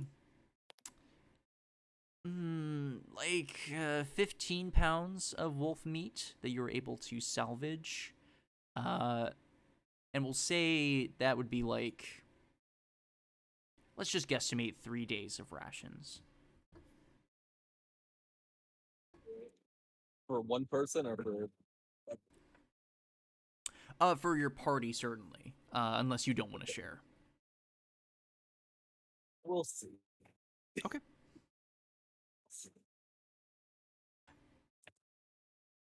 And for those of you that did travel for the day, don't forget to mark off your rations. Moving on, Droden, are you going to wake up? Celine? Yes. Okay, so Celine, you come out of your trance, well aware of Droden's presence before he arrives, but he informs you that it is your turn. Go ahead and make a perception for me. Oh, hold on. I gotta switch first before doing it. Fucking playing Two-Face right now. Is it investigation or perception? Perception. Perception. Not bad. Not bad. Okay, yeah. You watch diligently, and no danger seems to come to you, although the fire is more than out at this point. The night goes by, and you all wake up bright and early after a long rest, so go ahead and mark that. And before you set off for the day and start gathering your materials, we are going to take a break. Woo! Great job, everybody. We will be right back, and we'll see where this party takes us, seeming to discover some things that they may not have found otherwise. We'll be right back.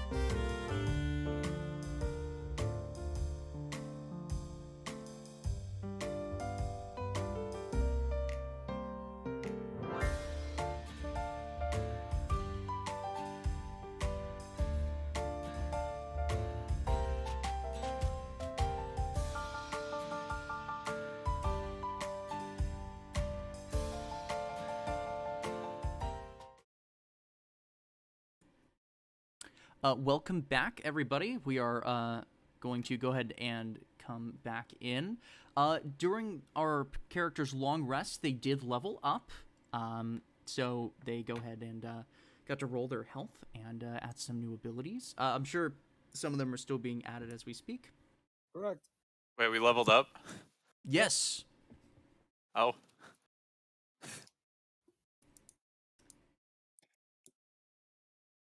But as they're figuring that out, I'll go ahead and bring us back into the scene. You guys wake up to a very chilled morning.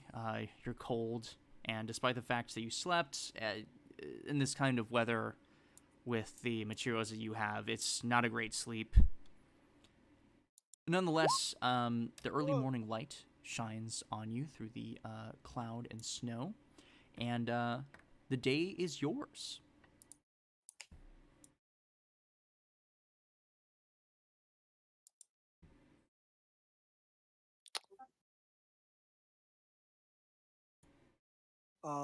Just for the sake of it being happening, or it happening, can we say that 'cause you know how in fusions you have to touch an item before a long rest for it to apply?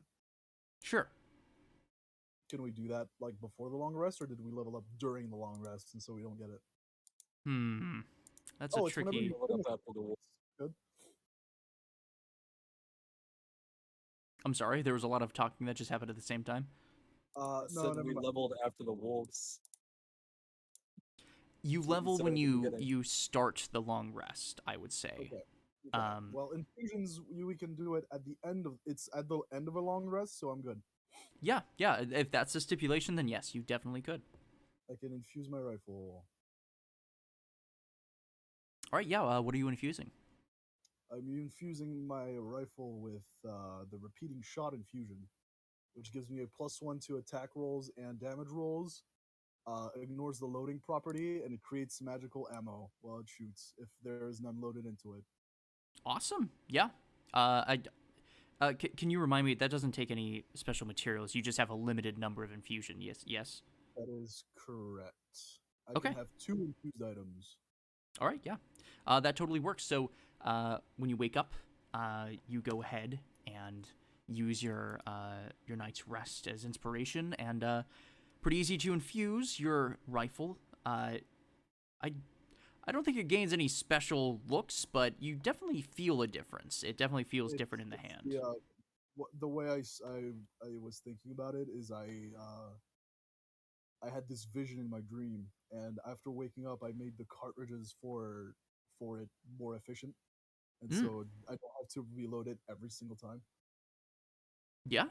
No, absolutely. That works. Where are my notes? Hold on.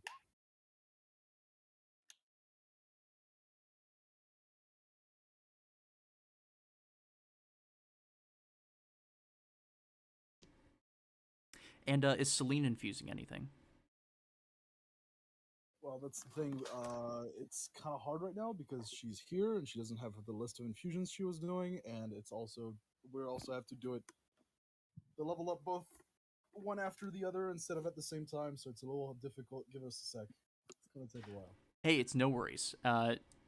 For the purposes of expediency, we'll just go ahead and say that you guys start moving towards the city. It'll still take a half a day's travel, so you'll have some time here. Who is leading the pack?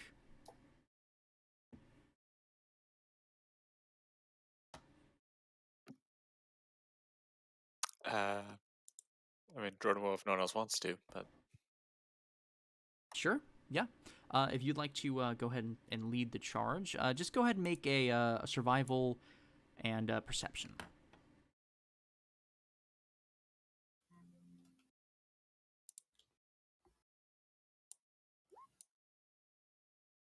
Yeah, fantastic. As you look around, I mean, mostly plains. With your survival roll, you skillfully make your way through the ice that's packed beneath your feet, and you begin making your way back to Offengrad.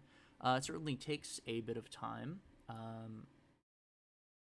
And while we're doing that, I'll go ahead and bring us back to here.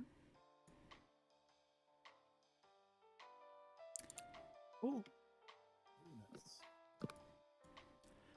You trudge your way through the snow, the morning daylight beginning to shift from the horizon up to the sky as time passes. Is there anything you guys would like to do on your way back to Offengrad as you sort of collected these materials, had a night's rest, and if you wanted breakfast, that would also be in order at some point.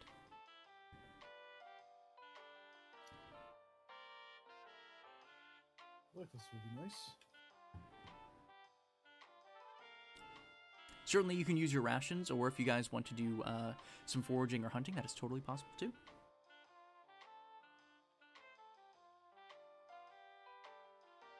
Well, the Russians are for an entire day, are they not? Yes, yeah. Okay. If you need clarification, I just ask that at the end of the day, when you're traveling, you use your rations. But for flavor reasons, if you'd like to use your rations now, that's totally cool too.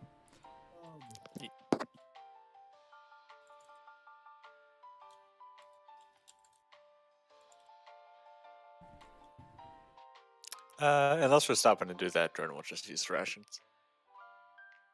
Sure, yeah. You can even be specific if this half a day is what you're using. You can use a half a day's worth of rations.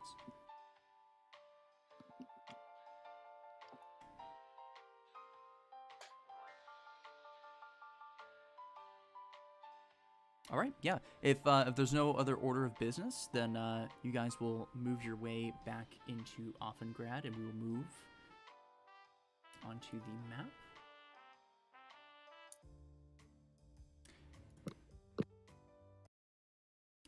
And you guys will show up on the east side, so you won't necessarily have a road to enter the city, but you can see the buildings off in the distance, and a sort of comfort comes back to you after surviving an encounter with the wolves, and you go ahead and start making your way into the city. Is there any order of business that you'd like to attend to? Not particularly, no. Guess, should we head straight back to the commissioner? If you wish.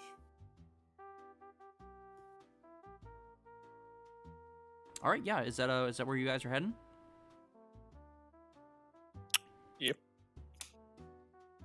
All right, you guys begin making your way towards the Collections Commission at the uptown of Offengrad. You pull your sled behind you.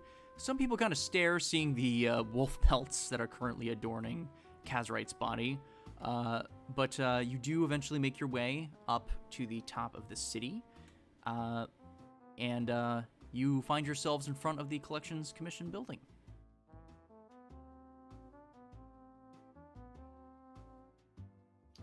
Is it open?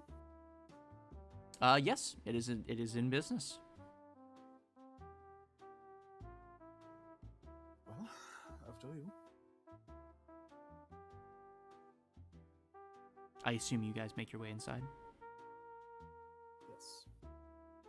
All right, yeah, you see that same secretary that is manning the front with the glass sort of shield protecting her. As you walk in, there's a small ding-a-ding-a-ding-ding coming from the door.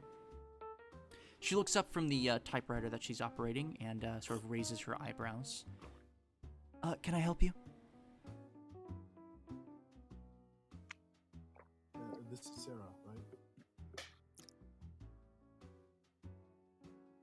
right? I'm sorry? No, I'm asking from player to DM. This is Sarah. Yes, it's the same secretary you saw earlier. We're done. We've came back from our expedition. Oh, yes, of course. Let me grab the commissioner. She steps up from her chair and opens a door that leads into his office from the side. You can hear a few murmurs, and she steps back. You may enter his office. Well then, after you.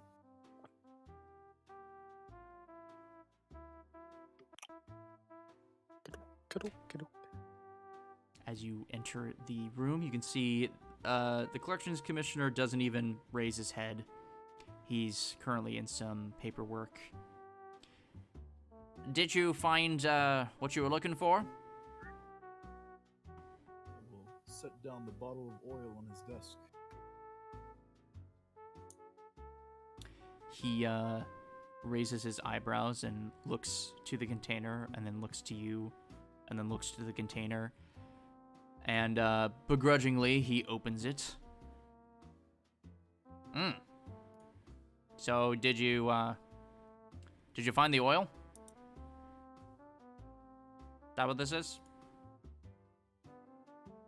Correct. And what's the source? Where is it? Tell me. I will hand him my detailed report as well. Uh-huh. Okay. Begins to read it over, thumbing through the papers and licking each one as it goes by. Mm-hmm. It does include all the details about what we found inside as well. What's this nonsense about this metal tomb? Well, unfortunately, you do not pay us to find out. How correct you are. Well, I'm not going to pay you the full amount. It doesn't seem like this is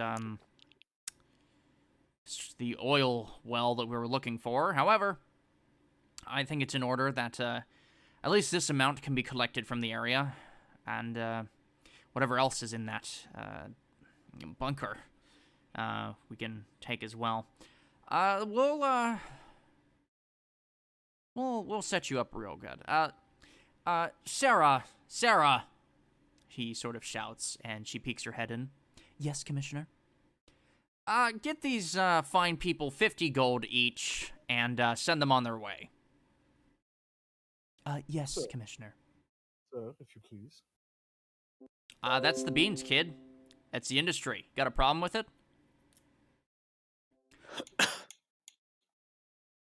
Hold on, I think my OBS is dying. As I explained to Selene the current situation that we're in, she also cracks her knuckles. She cracks her knuckles. Okay. Well, yeah, I wouldn't. We agreed either. upon. In fact, I am not. Okay. So, Is the number we agreed upon, is it not? well, what we agreed upon is that you would find a source of oil that would help the town. This might help. Head out of here. Is there the poster? Do we still have it, right? Which one? The announcement for the quest, I suppose. I don't know if any of you grabbed it, but you certainly would. 100 gold piece reward. You know, next time I believe you should specify more in your contracts, as we were told to find the source, and it is precisely what we've done. As I see it, you are in a deficit of 250 gold for our entire band here. Shall we call the guard? God, what are you, from the medieval age? Please.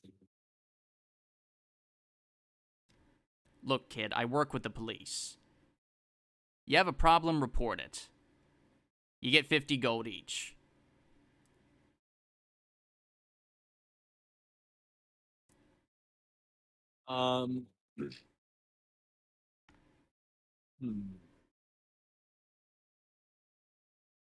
If I could, I'll kind of glance to Emil, judging his reaction to the situation. His facial expression has not changed since you've met him.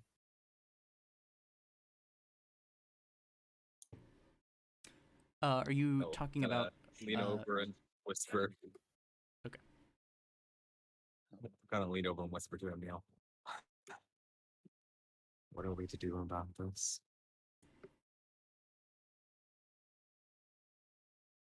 My guess is that we take our findings and leave. Why's that? Well, if they don't want to pay us for the full price, then why should we even finish the job?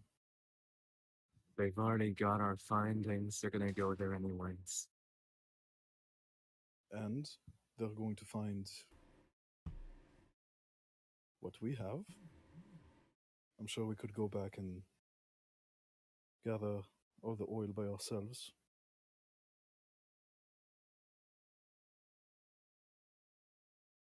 Go back there when we sit at the flame.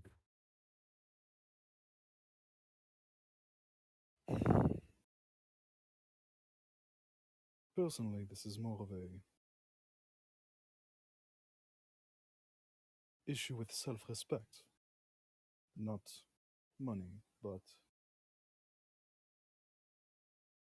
I do not intend to leave here with 50 gold for our work. I would rather leave with nothing at all.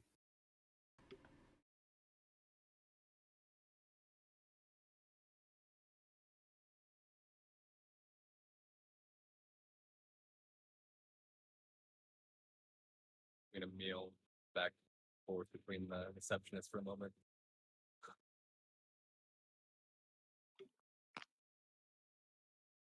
What are you doing? I don't quite get the technicality you're catching us on though. The poster advertised that we needed to find a source, and that's exactly what we have done.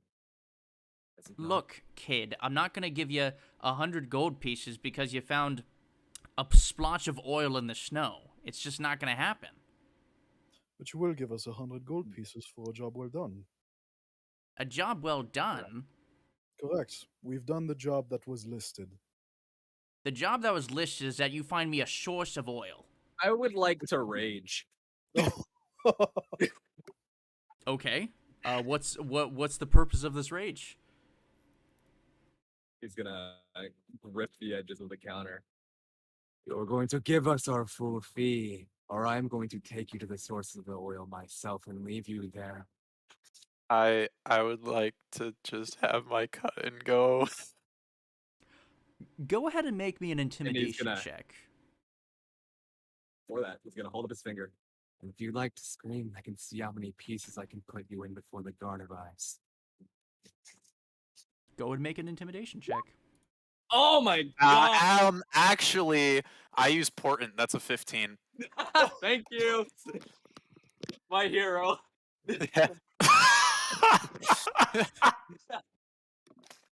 Okay, with a 15, he doesn't move, but you can see that like stone cold face he's been putting out loosens a little, and he quickly Okay, looks. I'll make him flinch. I'm gonna radiant consumption go blue. Okay, yeah, you Actually- increase. I take a step back so I don't burn him though. That is like. I was about to say that would be okay.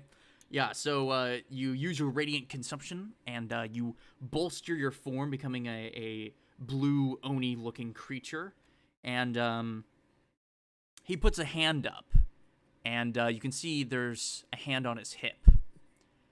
Now look, son, I don't want any trouble.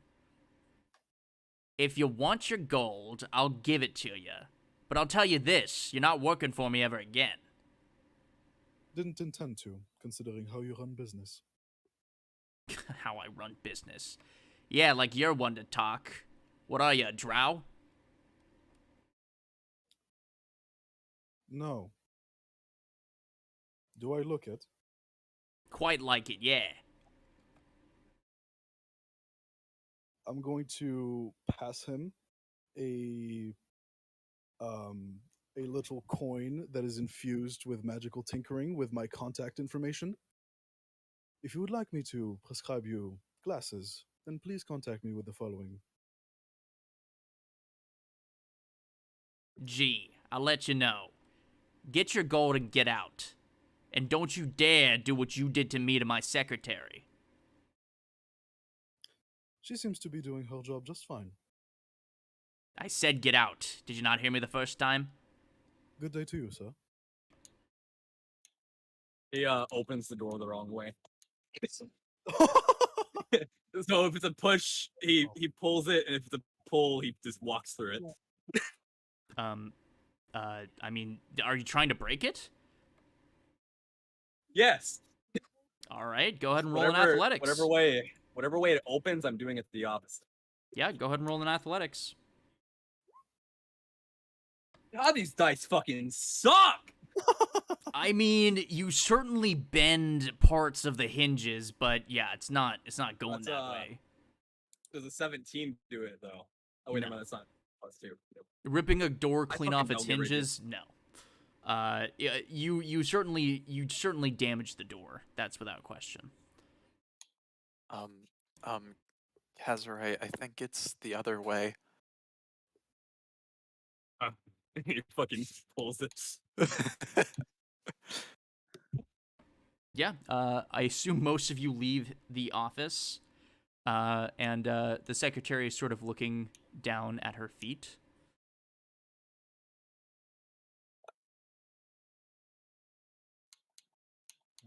As he's heading towards the door to slowly shrug that down. Have a wonderful day, madam. Oh, Miss, can I ask a question real quick? Yes. Would you happen to know if there's like a graveyard or a cemetery nearby? Because I have some bodies to bury properly. Well, I'd imagine they'd be somewhere on the outskirts of the divide. I couldn't tell you more. You'll find thank you. your gold amounts in the partridge outside.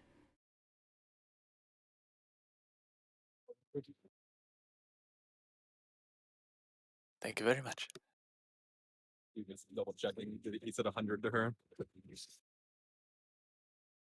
Yes, as described. Thank you.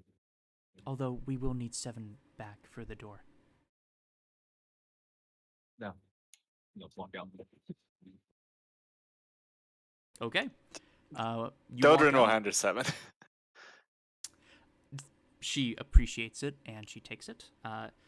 You find yourselves back out in the cold, and yeah, outside of the door, hanging off of a metal fixture is several envelopes tied with twine, and each one has your name in quite beautiful calligraphy.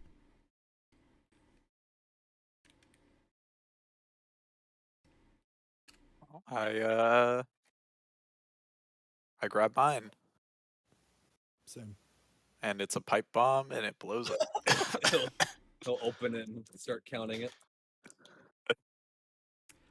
You do also find a note in yours in particular, Kazrite. It's scrawled, not very pretty, and it seems like it's torn off of a piece of paper. Watch your back, it says. Bum, bum, bum, bum, bum. Kind hold it up with 2 fingers, to Mio, and look to the door. So This metaphysical shift of yours is quite impressive. Thanks. What do you think of the melody? I dislike him.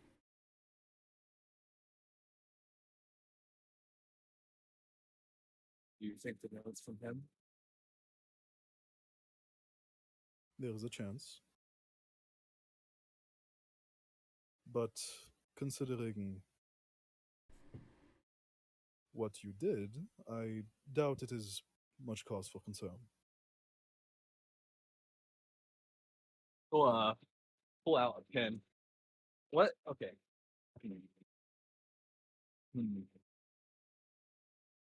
I need a fucking mage. Goddamn it. Magic people. I don't think you have message spells, do you? Oh no. Okay, well, this might actually be a good time to bring up. Phones do exist here, phone booths. I actually posted the rules for that in World Info if you scroll to the bottom. Problem is, with phone lines in this world, I mean, trying to make long-distance lines, even underground, is tough, especially with the weather conditions. So typically speaking, maintenance makes sure that you can probably call people in town. Outside of town might be more difficult.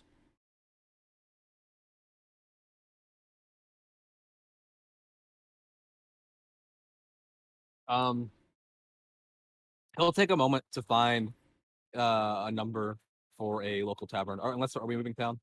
He'll check with the party. You guys think we're moving town or no? Well, considering we can't be employed here anymore, I do think so. Well, Unless I know. there's other I collectors. didn't moving to now, like moving town tonight is what I'm asking.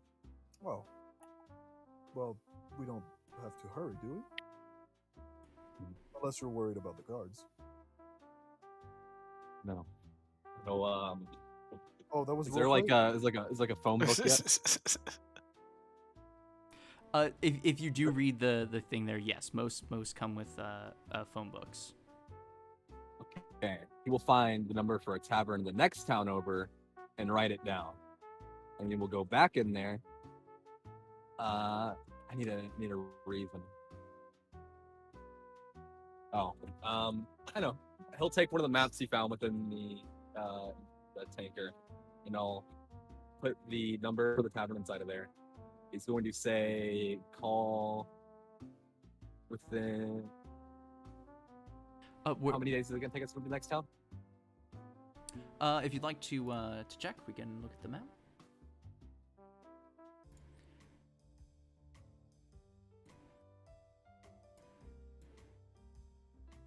Wow, You are- that song transition is great. Thank you. Yeah, you're currently in Offengrad. Longreach. Hey. I will let you know, Longreach isn't as much of a town as it is a trading hub to get to the next town. They're like taverns. It's hard to say. Your guess would be there might be a place to like chill, but a tavern is hard to say. I find a number for anything in that town. You know what? Give me one moment and I will check.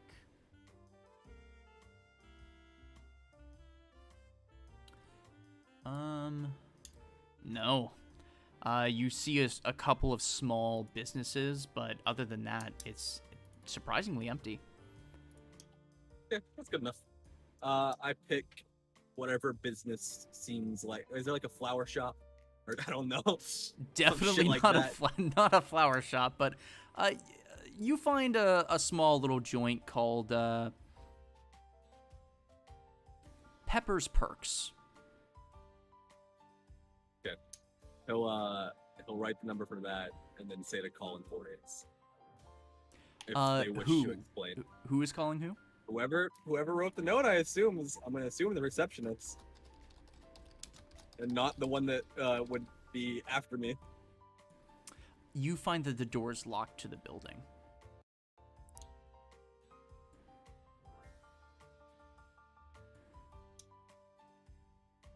He'll politely knock.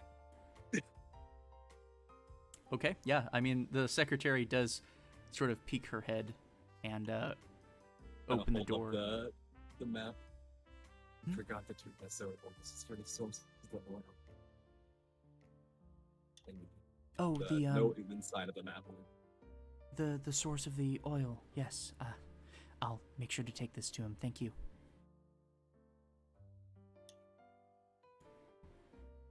She shuts the door.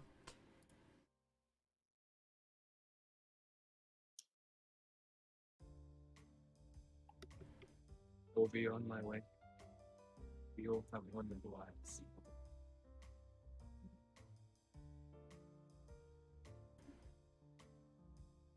What? Could you repeat that? He said, "I will be on my way. You all have wonderful lives." Oh, so you walk off.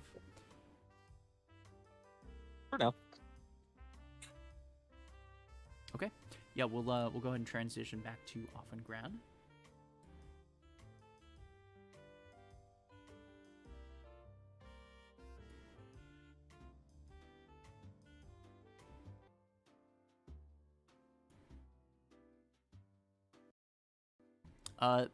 There's a couple hours of daylight left, and you are all standing there as Kazrite walks off.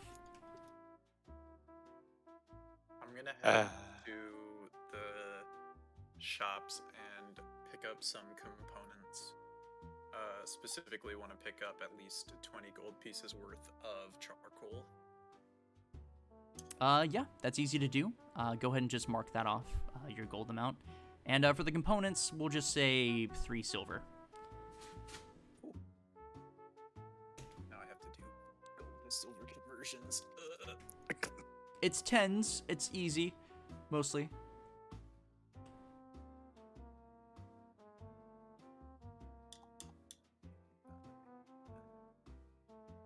Seven gold. Or 7 silver. There we go. Alright.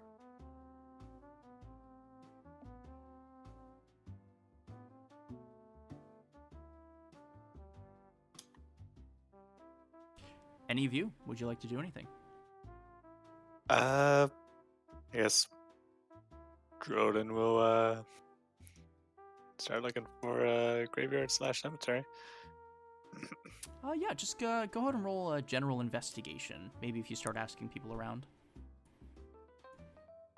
Investigation.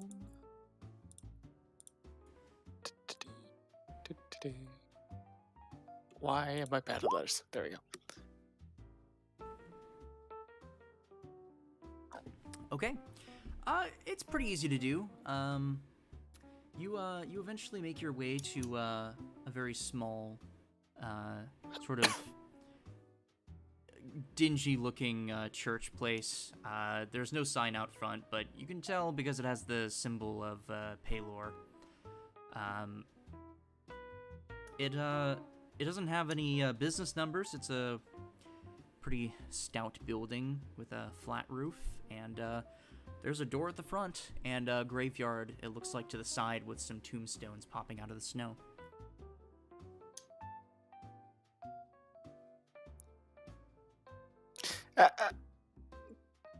Actually, did I mention that I was taking the bodies like on the cart? I don't think I actually said that. Oh, I had assumed that you put them on the sled. Okay. Yeah. Alright, so how do I go about doing this?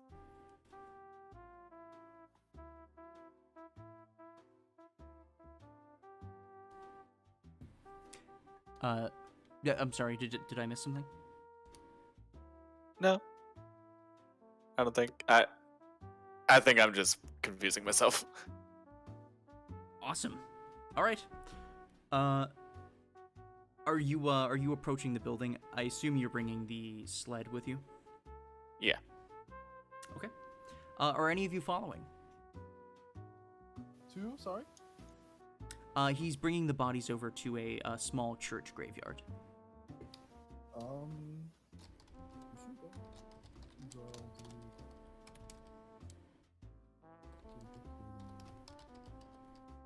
Yes. Okay. And what about you, Morgan? Yeah, I guess I'll follow. Okay. Yes, you all follow Droden over, and yeah, it's a very humble building, mostly made out of concrete. Doesn't seem to be many windows. There is a glass door, but it seems there's blinds on the other side. I'll open the door. As you make your way inside, it's pretty quiet. There's a small rose-colored rug, and it seems like there's a few wooden pews, probably 4 or 5, that leads up to a small stand. To the right of you, there is a small desk with a lamp that's currently on. and a very old woman, human, appears to be somewhere in her later life, looks up to you and squints, her gray hair sort of pulled up in a bun. Hello. Hello. It pleasure to meet you, Miss. I am Jordan. Nice to I meet you, had Jordan. What brings you to the Temple of Pelor? Well, I was out on a commission for something, and along the way, I had come across some unfortunate fellows who did not make it out in the wilderness, and I was wondering if there would be a place I could leave them to be properly buried. That shouldn't be much of an issue. I don't have a ton of help around here, but I'll make some time for it. Yes. Follow me. All right. She takes her sweet time getting up, and she sort of wobbly takes her metal cane and takes one step after the other towards the back of the building. On the left side of the pews and the main stand where you assume a speaker takes place, she pulls out a ring of keys and opens the door. And inside you can see a small morgue. Appears to have maybe 3 spots and a couple of tables, a couple of tools hanging on the wall. My mortician shows up mostly once a month, but I will keep the bodies in good condition. Do you plan to hold a service? No, I was just hoping to leave them in the town that I assumed they are from. I figured the people here would know best what to do with them. Of course, dearie. Yes. Go ahead and set them on these tables here, and I'll inform my mortician. Very well. Jordan will go out to the sled and I guess as respectfully as he can carry these bodies through and put them on the table. I mean, it's gruesome. When you put them down, I mean, literal pieces fall onto the table. This frostbite destroyed these carcasses, but who left? Where's Matt? There he is. Oh, okay. You see, You put the carcasses down, and Miss Huffer escorts you out. Is there anything else I can help you with, dearie? Oh, not at all. I was just seeing what I could do for these fellas. Thank you very much. What a nice young man, she says, and pinches your cheek.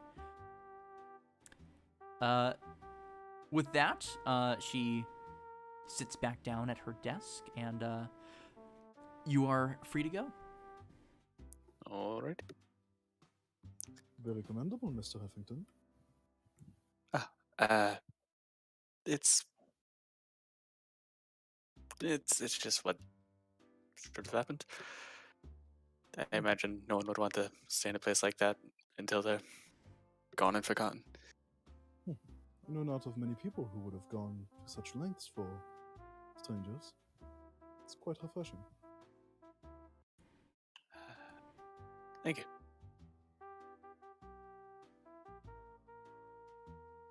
Well, in that case, I believe a night of celebration might be in order for a job well done.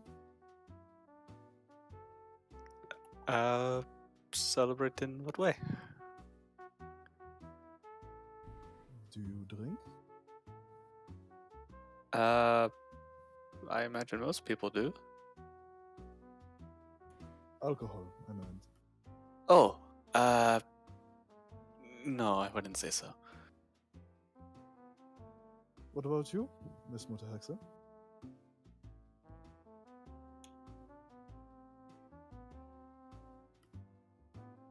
Hello? Are you awake? Is Malin dead? Sorry, Seamus just got back with groceries. What was happening? Do you want to come drink? Or Uh, start- I guess so. Very well. Then let's say that the first round is on me. Okay.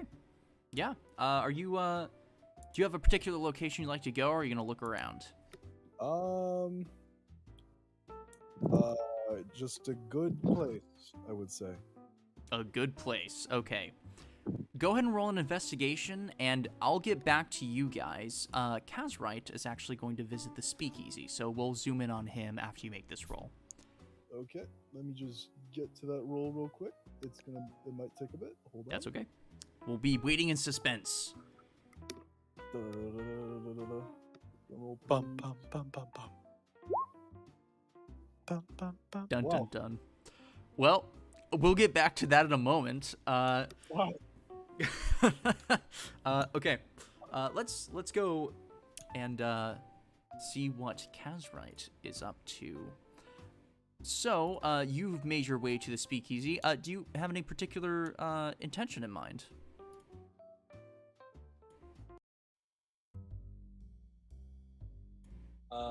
He'll make his way to the bar and order a drink. Get just fill up a glass of whiskey.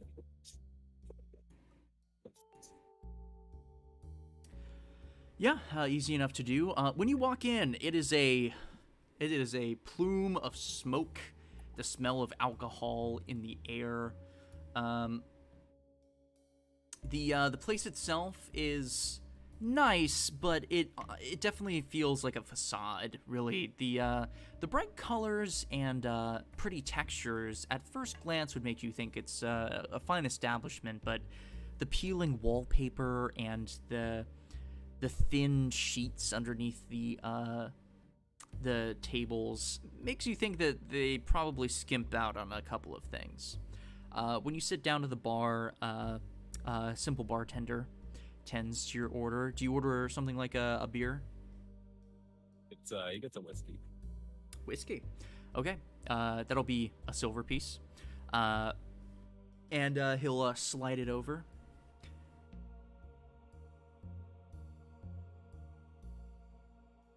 The phone I could use. One more time, can you speak up? He said, "Do you have a phone I could use?" Phone? There's a payphone outside.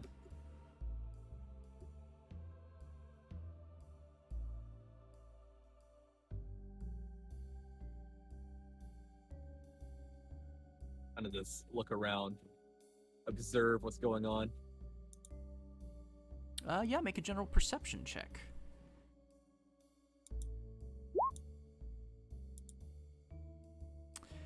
Hey, Well, different color.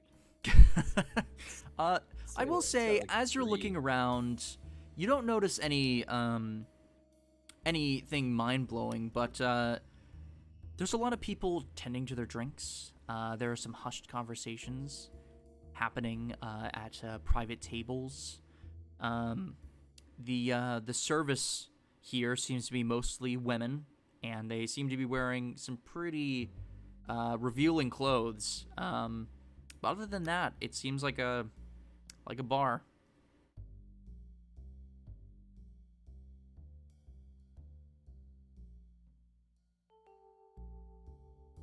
Oh, hold out to the payphone. I assume you down your drink. Yes. All right.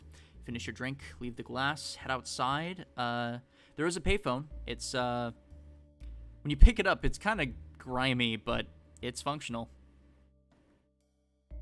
Gonna dial the number for that shop.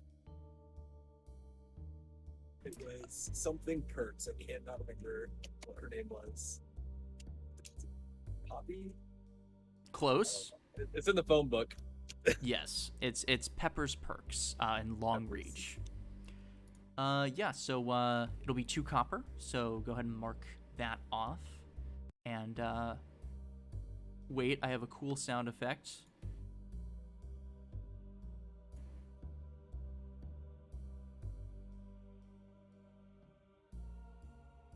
Or not. Maybe I don't have a cool sound. I keep letting you down, man. I think I have these really cool sound effects, and then I just don't. All right. It starts to ring, and you hear the first. Prrr, prrr, prrr. This line cannot be reached. Please call again. And it hangs All up. again. All right, 2 more copper. Yep. This number can't be reached. Please call again. We'll look for whatever shop is closest to that one. Okay. Yeah. You find some sort of a general trade store. Okay, we'll call that one.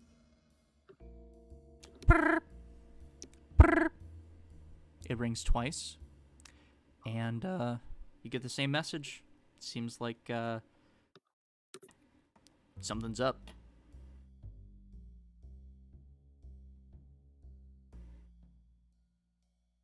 Hang the phone back up and proceed to go and try and find the essence. Okay. Yeah. You go ahead and make a go ahead and make a perception while I get back to these guys. Oh, good God. Just strolling. Oh my gosh. Okay, this is amazing. Okay, so here's what happens.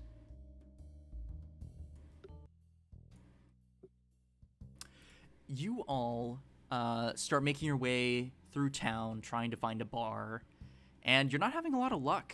It seems like even during this late hour where most bars would be popular, you're just not finding any good spots. And on a similar story, Kazrite, you've been looking for the others, and it's been just a lot of snow, a lot of random people trying to get from place to place. You all meet up at the town hall in the center, upper center of the divide. And it's the biggest building around, and you kind of spot each other through the snow.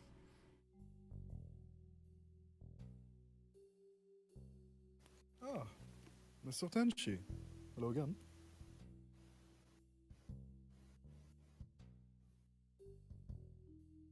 Here's all the phones in Long Creature Valley.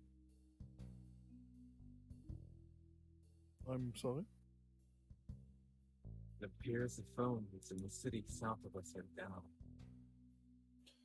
Well, that's most unfortunate. On another note, would you like to join us for a night of drinking, perhaps?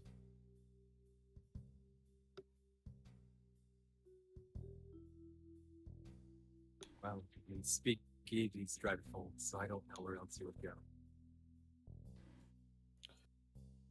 Well, we're still trying to figure that out. As you are saying that, I will say at the town hall there is a directory outside of the building. Oh, well, how convenient. Yes, how convenient. For once, my eyes do not deceive me. It's impressive. Yeah, I mean, looking at it, you get a similar map to the one that you're actually currently viewing. You do find a sort of mom and pop bar. It's it's all right. It's called the Starlight Motel. It's part bar, part motel. It's I'd say it's close to where the police station is, about a block ahead in the divide. We'll say right around here. You can see that. Okay. It's either owned by Treewoods or it's a own house. Well, regardless, I do not think this will impede on our fun.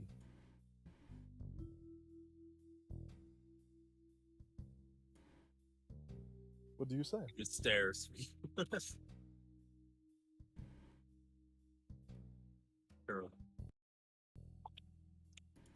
All in favor? For anyone else here? I mean, yeah, Droden and Morgan are here. But Oh, they haven't been saying anything. nothing to say yet. Yeah, sorry. So, Sorry, I okay, couldn't see them. all in favor, I guess. Yep. Yes, suppose we'll head there. Okay, Starlight Motel. Yep, get a couple of drinks in, get a little, little rest. Yeah, sure, yeah. You guys make your way there, and you're just happy to see a building you can go into, really. And as you approach, it's average. It has a gimmick where the logo is sort of a six-pointed star.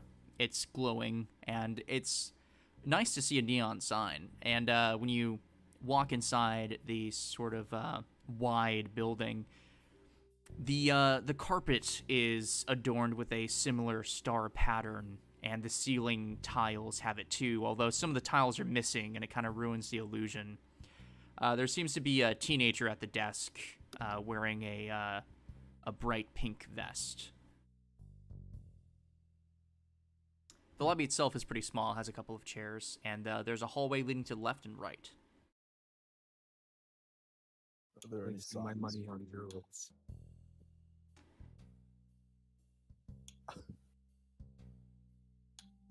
you have anything against druids? Seems like you hold a grudge. My God, I didn't bring up the game on this mic if I'm gonna be fucking playing this character. Anyway, No. Why would I? I do not know of your personal upbringing or any of the past events you may have come across. I'm not one to judge.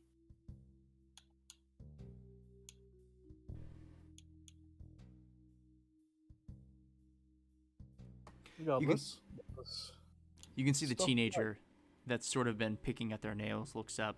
Oh, hey, welcome to the Starlight Motel where we light up your sky. What do you need? I suppose you're not very enthusiastic about this job. Don't tell my boss. Your boss happened to be a druid. What? No. He's an old Damn. man. He sucks. What do you need? That's not a very kind thing to say about your elders. Are you looking to get to the bar or stay the night? Both, personally. Okay, is it for I everybody can do here? both. Yeah. Yes.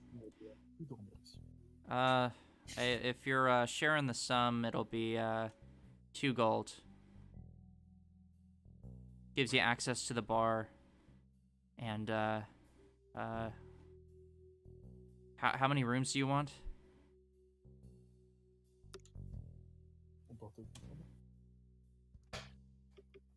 How many beds are per room?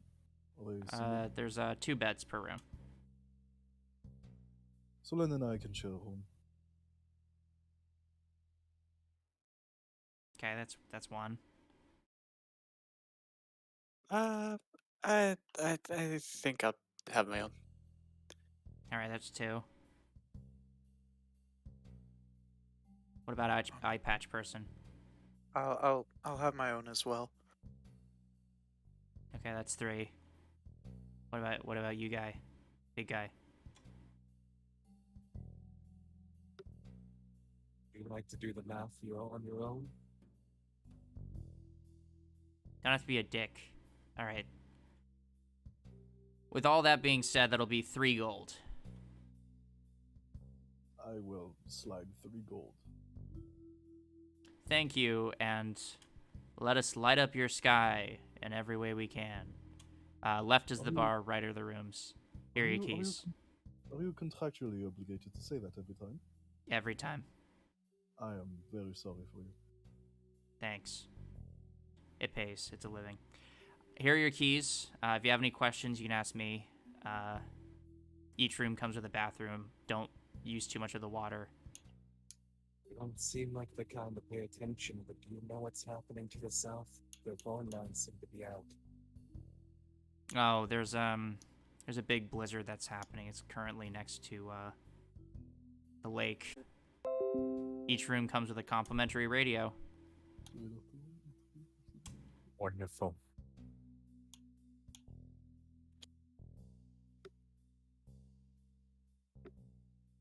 Goes back to picking his nails. Well, shall we start drinking then? I guess. You do not have to get inebriated if you do not wish to. You, Mr. Emil. I will drink a bit. It's nice to celebrate once in a while. Okay, yeah. Fortunately, the gimmick also extends to the bar. The bar owner, or at least the bartender. Is there a star-themed goblin bartender? No, there's not. It's a Damn it! A female elf with a pink vest, and you can Close see enough, baby. all the tables have a 6-pointed star pattern made out of wood, and the same shitty the tiles and the carpet are still there. You can see there are look up to the tiles. There's still a couple patrons around. What are you looking for in particular?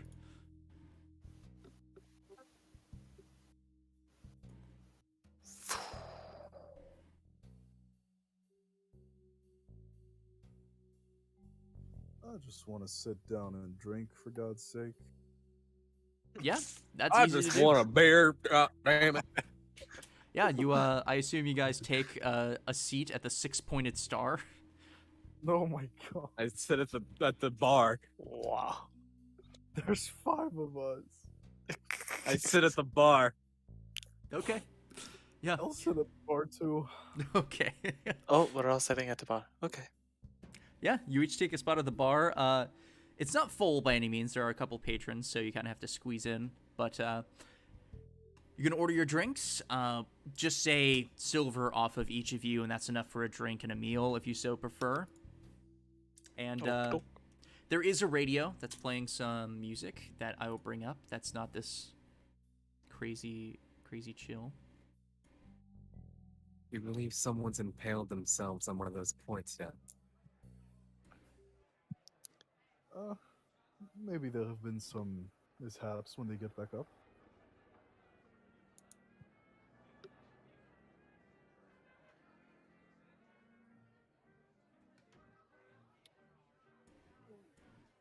Keep track of gold.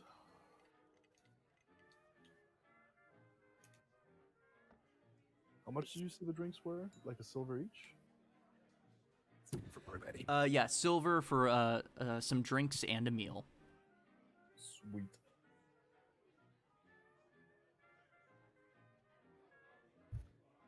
Wait, you can get a meal for a silver?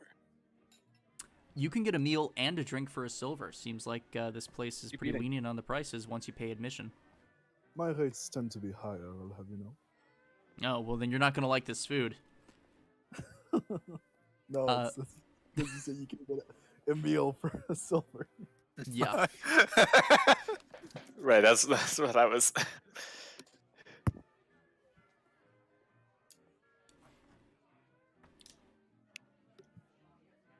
Anyway, Well, how much are your rates? How much is what rate? How much is the Was meal's that in rate? character? Was that in character? Yeah. Oh. nothing I said was. We know it's more than 50 gold. Anyway.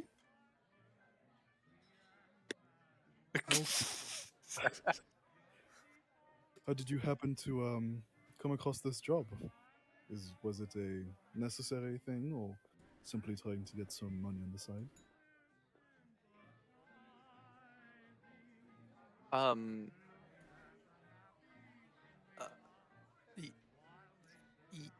Yes. Yes to. And I just go to eating. We put this coin in my pouch. It's respectable. What about you, Mr. Heffington?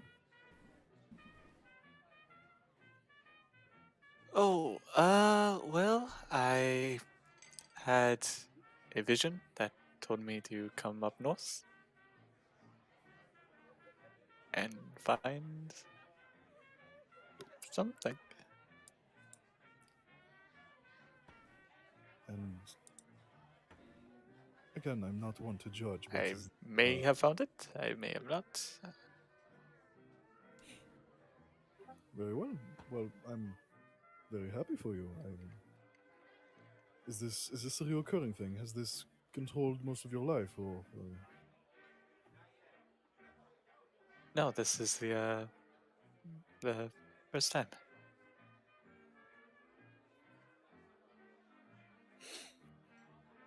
God damn it, purple? Dude, I've been reading the chat. It's kind of crazy. I'm getting less than savory DMs right I now. wish my internet was good enough to do so. I can't even open my character sheet. Nice. Oh wait, never mind. Yes, I can.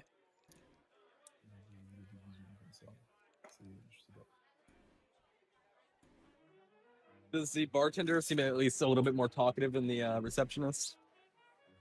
Yeah, no, she's chatting with people, taking orders, getting drinks ready. Seems like she's the only person working this bar.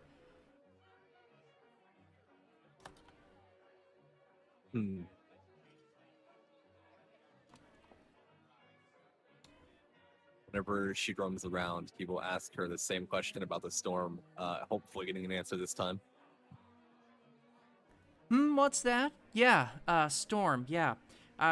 From what I hear, it's crazy. People are, disappearing underneath it. How long has it been here? Oh, about a week, something like that. Oh, excuse me. She goes and fetches another drink for somebody else. And, over her shoulder, she'll say, I haven't kept up with the news much, but, I heard that, it's as big as the lake and it keeps getting bigger. That seems to be cause for concern. So they do not know when it'll pass. Some people are saying that, it'll come up north here soon and, pass over the ocean.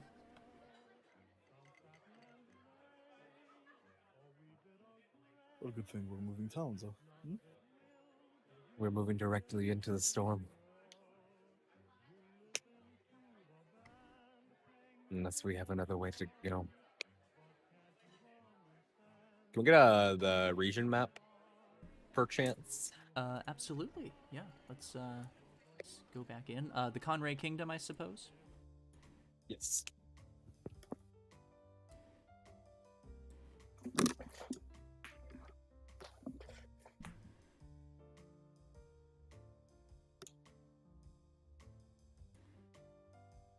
So it's over the lake currently? Yeah. From what she's describing, she appears to, at least she thinks that it's somewhere around here. Okay. Well, we could do this. I was hoping to receive a phone call in Longreach, but I think that's out of the question even if we make it there.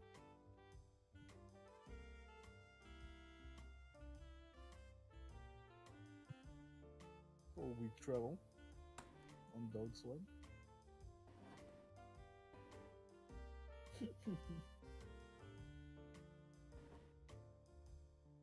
Or we could, just. We wish to be trapped on the island whenever a storm rolls through. Listen, I'm just spitballing here, okay? Yeah, Alex is here at the table with all of you at the bar, pointing at things. Yeah, it's Stop me. being mean to I'm a- Alex. I'm a canon character, okay? I'm a Yeah. canon character. I mean, that's who the note was for. I What? am I am the little voice in Kazrite's head. Just hear Kaz right I think arguing our- with himself. Yeah. Do it. He'll look to Emil. I think our best bet is Fort Dumark. I was thinking the same thing.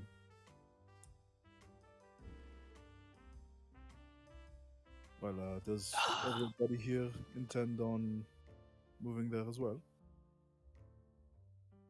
What? I need to read the note that was given to the rabbit.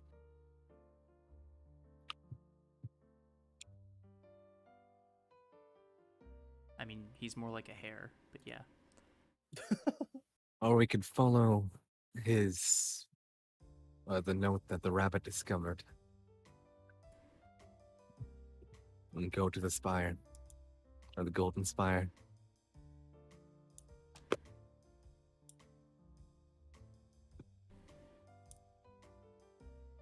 Do you have any clue where that might be? Right there on the map. East. Wait, what? Um,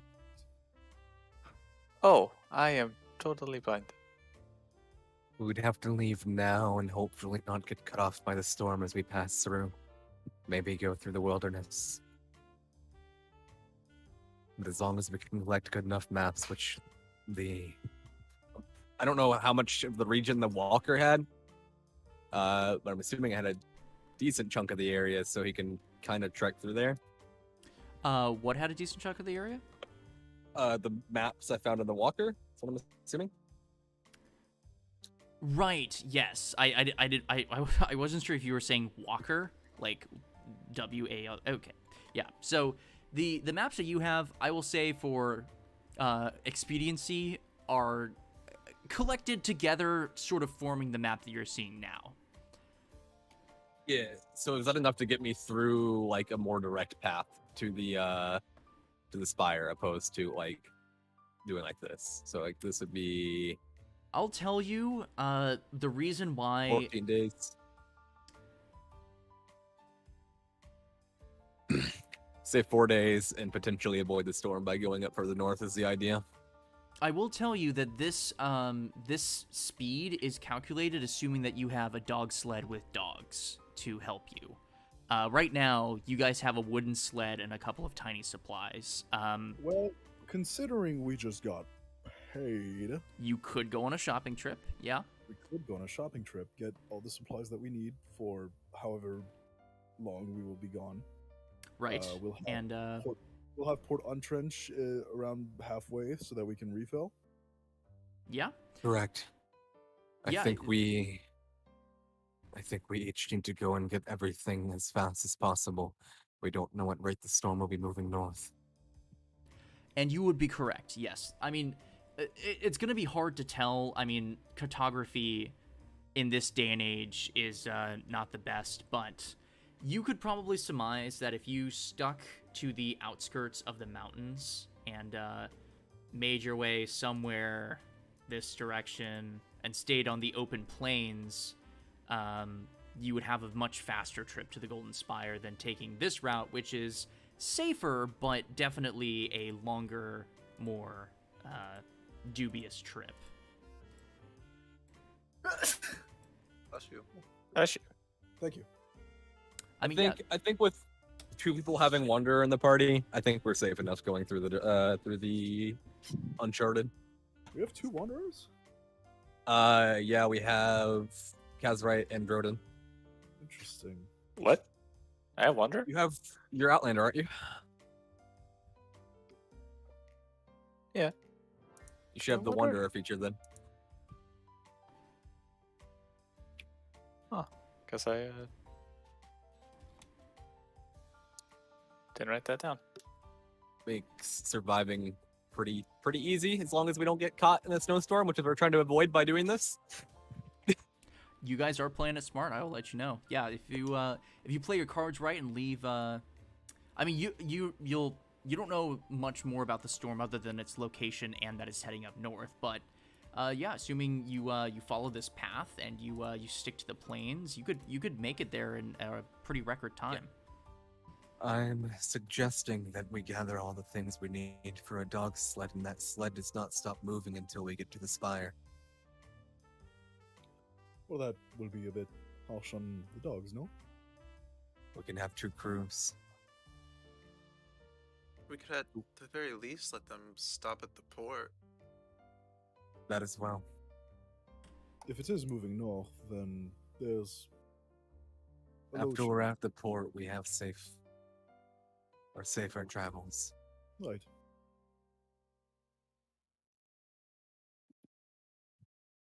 We agreed upon? I believe so. All right. Yeah. Then I say screw the rooms and we go ahead and get moving. Do you think we can get a refund? Are you going back to the teenager? I will. You know what? I will. We're penny pinching the day. Huh? What? Excuse me. We've had quite a sudden change of plans. Is it possible to get a refund on the rooms? Yeah. Hold on. Carry the one. I need 2 gold back.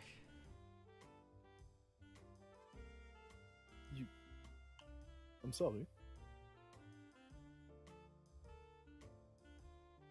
Yeah. I said you need 2 gold back. Here you go. Oh, I thought you said. I thought he said, "I need 2 gold back." He and- did say that at first. He corrected himself. Okay. Yeah, I'll grab it. Okay. Thank yeah. you. Our group will get moving. You have a wonderful night and good luck with this job. I'm sorry. Uh-huh. He flips open a magazine. Doesn't seem to bother him that much. So, who's to get the dogs and who is to get the supplies? Emil will swiftly glance at Solène, seeing her very excited. We'll get the dogs. Wonderful.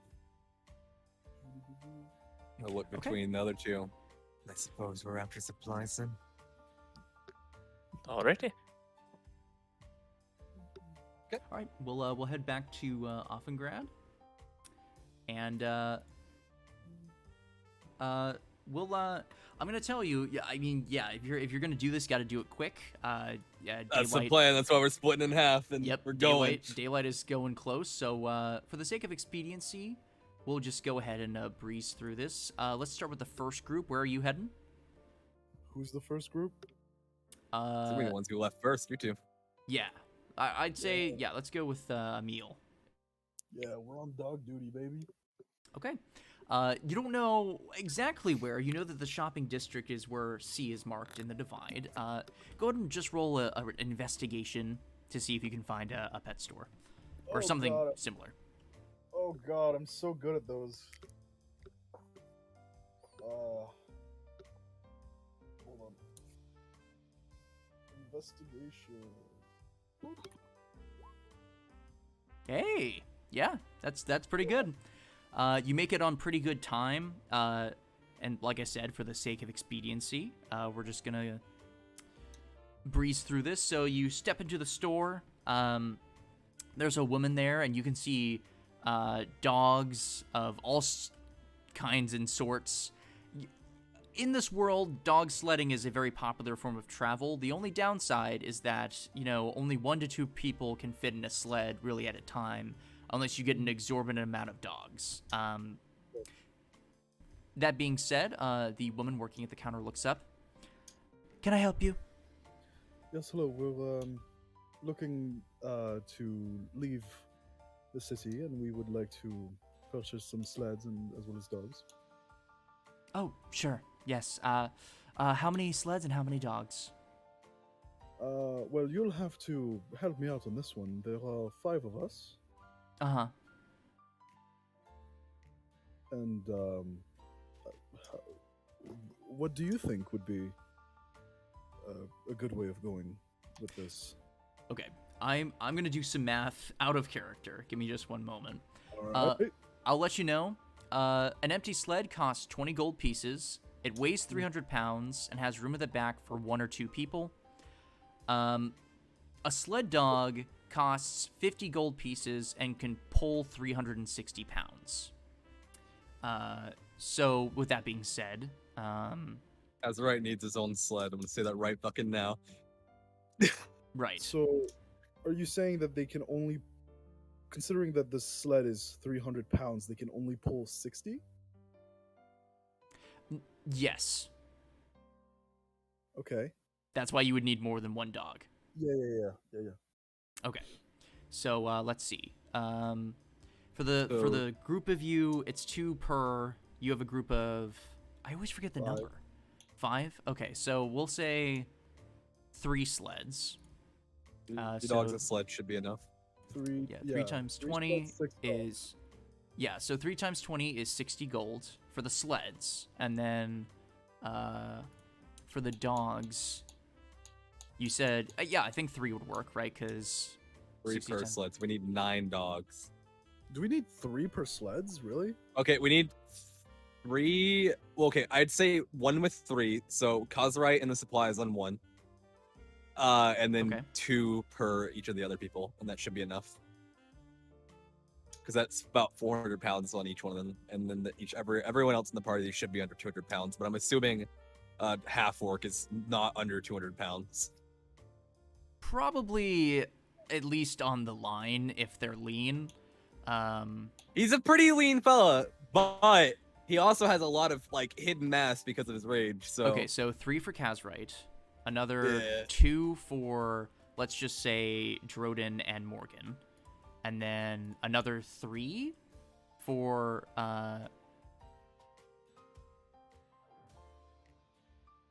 no, I guess no, because that's true for them. Harangon should Kazurite wait, said yeah. Okay. We'll add 2 more. So his sled will have the supplies, so A their total- sleds only have to carry the people. a total of 7 dogs, and each dog is 50 gold each. So you You will have to come need back to us for gold. Yep. 350 gold for the whole group Yep, of you. right. And then we'll add the 60 for the sleds. So a total of 410 gold.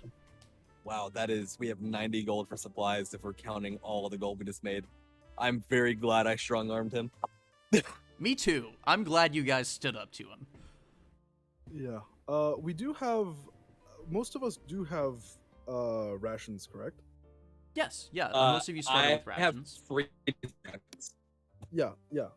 That's true. I also have Wanderer, where as long as there is game on the in the area, I can gather us food for the day. I'll let you Okay. know game is hard to come by, but with a good perception or investigation, you could probably find some. Yeah. And then we also have to feed the dogs, which is how much copper was it per day? So let's see here. I think it was like a couple per day per dog. Let me see here. 5 copper pieces per day. Yeah. Okay, per day per dog we have how many dogs? Like 7 dogs. I recommend getting 1 extra dog as well for the unfortunate. That's so much money. I mean, that would be another 50. That would be putting you guys at 40 gold for supplies. Here's the thing, though. I have 9 extra gold on top of mine. I had 10 starting gold. We're good. Here's my rationale. The thing is, if we don't get an extra dog, if we lose 1 dog, we lose 6 dogs because we no longer can move at dog speed. As either we lose 1 dog and we lose a lot of supplies, or we just can't do the sleds anymore. That's true. I would prefer to have 2 safety dogs, but having 1 is definitely needed. Okay. Yeah, with an extra dog, that'll bring the total to 460, and then you'll have the 49 gold, including the extra you have on you. Yeah. Does anyone else have gold left on them? Yeah. I am in debt. now. I also have wolf pelts I can sell. That's which we are going to the shopping area. So That's true, and I will remember, pick up all on those up. prices can be bartered. Wait, I think It's Solen- you have such a large supply. Maybe you should try and it's just wholesale right here. Try it. Solen has 35 starting gold. Let's go. Got money. I also have The dogs. some amount of gold. Fine, gold. En plus de ceux que t'as gagné là maintenant. 135. Si on signe tout de suite. Mais moi aussi j'ai de l'argent, j'ai 100 dollars. Faut acheter des choses.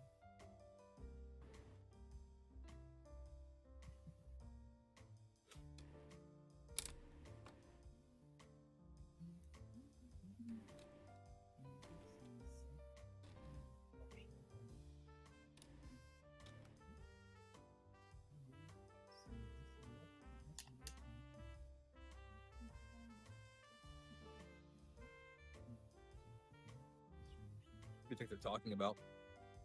We're talking about dogs Are you gonna negotiate for the dogs? and food dogs and dog food. They have to come get gold from us too. Yeah, so you know what? I think we'll stay here until you guys realize that we aren't there yet, and then you'll come get us. All right, yeah. We'll put a pause on that then, and we will move on to the second group. Second group, you make your way around. Go ahead and roll another investigation for me. One of us or all of us? That'll do just fine. Asking around, you find that there's a pretty popular place around here, actually, called the Wiggle Piggle.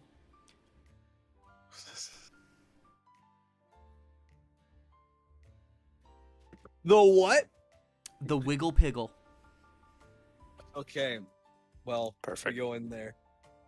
I'm sorry, could you say that one more time, please? Yeah, can we get that one more time? Wiggle Piggle. Yeah. Good. Yeah. You make your way there, and despite the fantastical name, it's quite a humble-looking establishment. Has some wooden tiling on the outside, some blue trim with some white painted concrete steps outside, and big glass windows in the front with posters advertising different products. It looks pretty warmly lit on the inside, and there's some push doors on the front.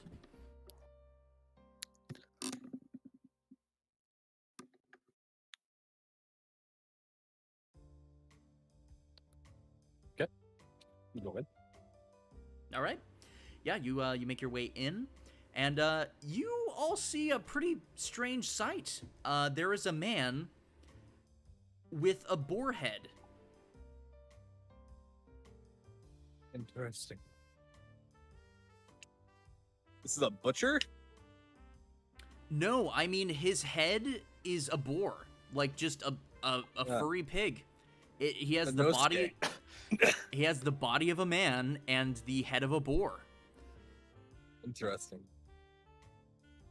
And you can see he's currently putting some stock on a shelf. The establishment is set up like, I mean, if you've ever seen an early grocery store, it's, linoleum tile, some fluorescent lights at the top, a couple of shelves lounging the outside, and a couple of stands in the middle selling fresh fruit and some other delicacies. And there's one counter, and it does have a conveyor belt on it. It's pretty fancy looking. And there's a cash register up there. to the conveyor belt and plops his wolf pelts on top of it. You can I see wish the to boar sell man. these.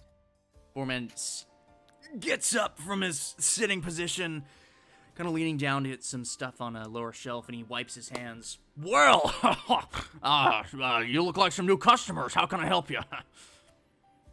Wish to sell these. Oh, you wish to sell some bloody wolf pelts? Yeah. Let me help you out there. He walks over and starts perusing through, using his hands and delicately lifting them as to not get his hands covered in blood. Well, I'll have to get these tanned, but let's say 20 gold.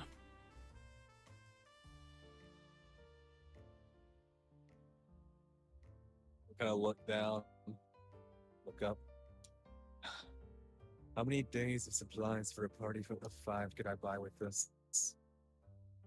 Oh, adventurers, huh? Are you traveling somewhere? Yes. Don't give him any information he doesn't need. Well, if you're looking for food, grappling hooks, rope, torches, all that good stuff, I'll run We you need rations. rations too. Oh gosh. We just Just need a rations. big barrel trail mix. It's cheap and expensive, doesn't go bad, has all the nutrients we would need. Trail mix, and we have to feed Let's them nuts as factor, well. let's factor in these wolf pelts here. Probably. How many days you're traveling? You said. Don't know yet. I just need to know how many days worth I can get with this. I'd say that you could probably get 6 days worth, probably.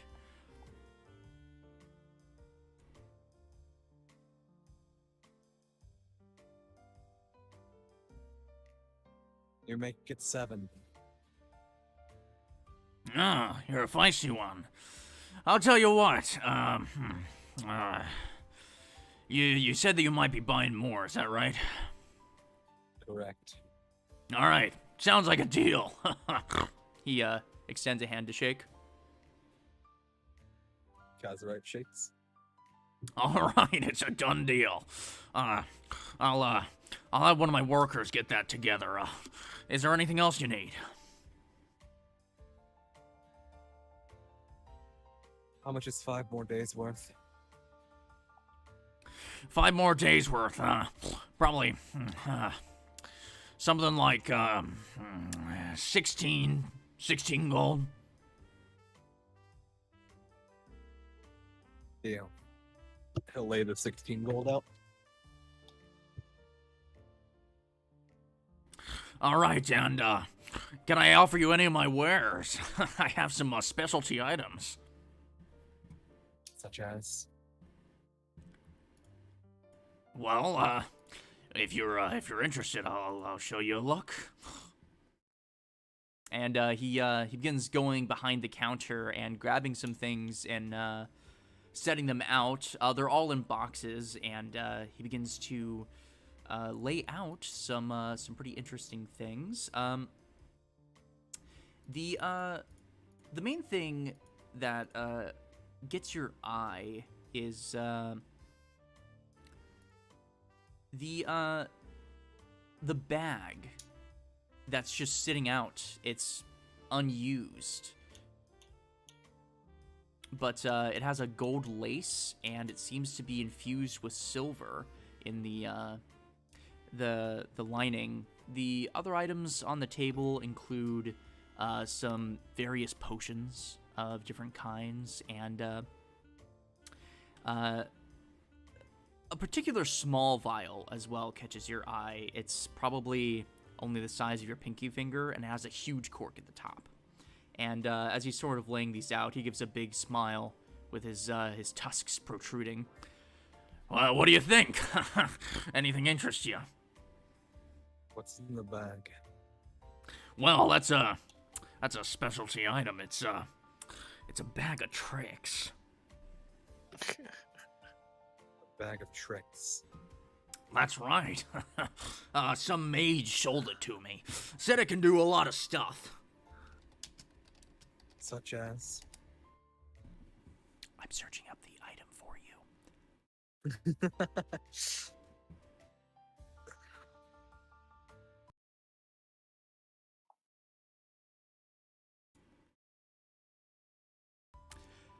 Yeah, so, the, out of character, what the bag of tricks does, I'll leave it kind of vague, right, because, I mean, your characters still want to know things, but anytime that, you use the bag of tricks, you pull out a random assortment of crazy things that may or may not help you. So another fanny pack. Kind of, yes, although definitely not as versatile and much more random. Damn. Once with a small vial. Well, for those of you looking to woo a lady, that'll keep you going, if you know what I'm saying. Wow. Kind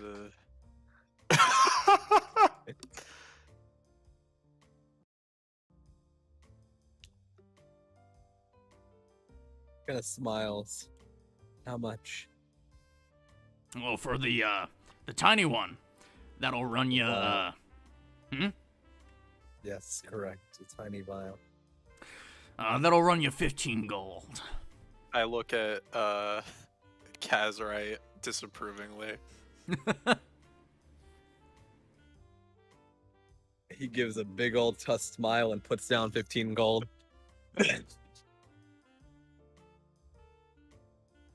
said 15 gold? I have ideas. Okay. Yeah. Make sure you mark it off, and this vial, when you pick it up, it's I'm like just labeling it magical Viagra. it's when it separates, you can see the top is a clear liquid and the bottom is some sort of gray powder. And when you shake it, it sort of mixes and makes this ethereal-looking, almost liquid silver. It's doesn't look appealing necessarily, but it's kind of pretty. And one of my employees is gathering your stuff outside. Is there anything else I can help you find people with? What else is at the counter? Some other potions, which you guys would recognize as potions of health. And there's the bag of tricks and some other odds and ends, trinkets of all sorts, like a monkey that clings to symbols with a wind-up on the back. How much for the bag of tricks? Oh, What about you're, the monkey? The monkey? Oh, 2 gold. The bag of tricks. Well, I'm told it's pretty Takes a monkey. valuable.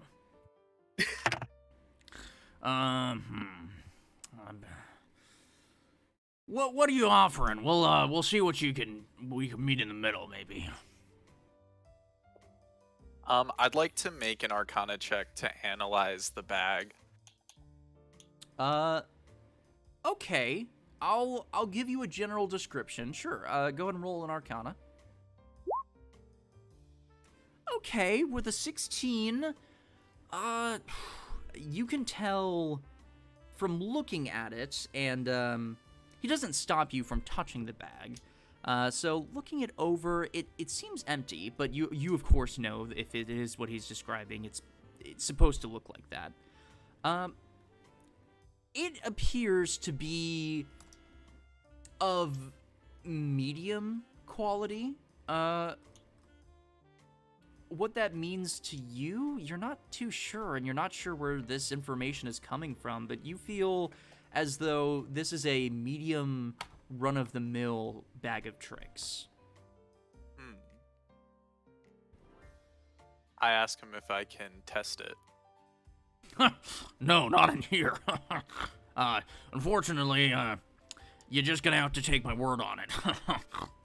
Well, if that's the case, then I'll give you 5 gold for it.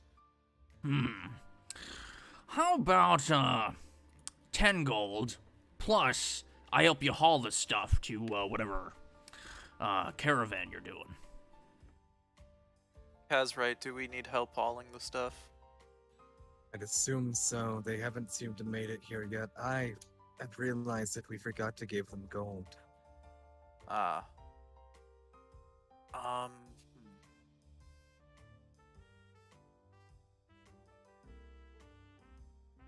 How about 8? 9. Deal. You're a good businessman. He extends a hand to shake. I shake back. It's a firm grip. He's a hairy man. And you shake the hand. He hands over the bag of tricks, which you can add to your inventory. It is considered a gray bag of tricks. All right. And if you need a description of that, you can actually find it on D&D Beyond. Totally not sponsored, but I'll send a quick description. Open to the sponsor, though. Just saying. Totally. We're going to blow up. It's going to be huge. No. I'll go ahead and post it in I'll post it in Winterfall General. Just a basic description of the item itself. But essentially, and you may have to discover this on your own, when you pull a fuzzy object from the bottom of the bag, it creates a random creature based off of a dice roll. That could be useful. It sure can. Yeah, I'll tell you that the gray bag of tricks can spawn a weasel, a giant rat, a badger, a boar, a panther, a giant badger, a dire wolf, or a giant elk. I'm assuming the creatures are friendly. Yes, yeah. So Okay. they you can use your bonus action to command how the creature moves and what action it takes on it. It'll do that. Okay. So what I'm hearing is if we're ever in a dire situation, we can gotcha game for a dire wolf. Kinda, yeah. Or you could get like a rat. Yeah. Bag of rats. It costs. It does cost an action too, so it's not exactly. Yeah. You know, it's a fun Alex, item. I have a special request for an item in your campaign. I'm thinking we're on the road. One of the wolves has died. We have no backup, and it's just like, don't worry, guys, we're gambling, and then just off badger. I You mean, can I bought see- extra supplies too. Wait, how many days did I get in total? I believe 7 you plus got, 5. Yeah, I believe you got Yeah. a total of I think 12. That is 12 7 plus days. 5. I'm gonna put it on my sheet so you guys don't have to. 12 days. Party. Added. Okay, yeah, great. You can see he starts wiping his hands and moving the pelts into the back, and he shouts, "If you need help hauling that stuff, I'll get my my employee to help you out. His name's That Greg. would be wonderful. Greg, bring the stuff outside. Help him out." Yes, boss. You see a general-looking human, short brown hair, starts moving some stuff. Seems pretty burly. Seems like this is his main job. And he starts taking stuff out with a dolly and starts putting it onto a big wagon. Where to? Where do they sell dogs in this town? Well, there's a dog place right around the block. We could go there. Is that the only one? Pretty much. Then there we go.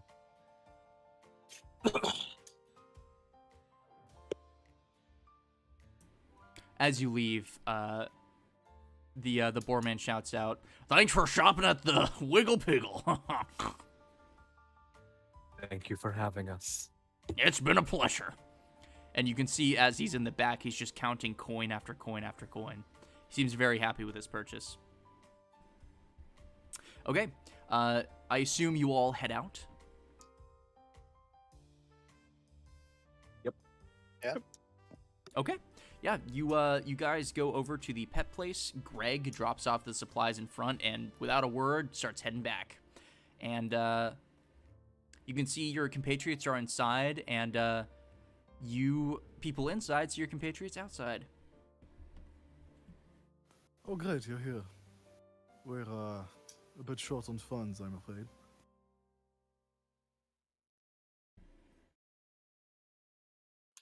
How much are you missing? He'll just take off his gold pouch and give it over to Emil at 76 gold. We are missing quite a bit. There is all I have. I spent the rest on rations and this monkey. Show Emil the monkey. It's actually kind of unnerving. The eyes are bulging out from its sides, and it seems like most of the hair is rotted away. Interesting.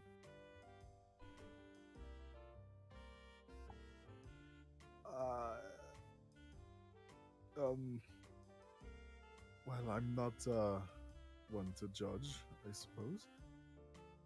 We need a total of how much was it 460 gold. Your DM thinks that's correct. Yeah. I was like glancing over to the shop, Yes. I guess. That's the complete price. Yes. Is Friesland's. that the lowest it will go? Well, you may try to haggle, but I'm sure that these are, well, honest prices for what we are being offered. That'd be 52 gold each, huh? Something along these lines. I've already put in more than that. He'll walk inside to the person who does the bargaining. How can I help you? Yes, I'm here with the two that came in earlier. I was wondering if the price on those dogs are final, or if there was anything we could do to lower it. If I'm to be honest, we are trying to beat the storm out of here, and it's cutting into our supplies quite a bit. Is there a bulk discount? What he said. Well, not typically, but I'll tell you what. I do have a message to deliver. It's going to Port Untrench. Are you heading down there? Yes. Yes. That's great. Yeah. I'll knock.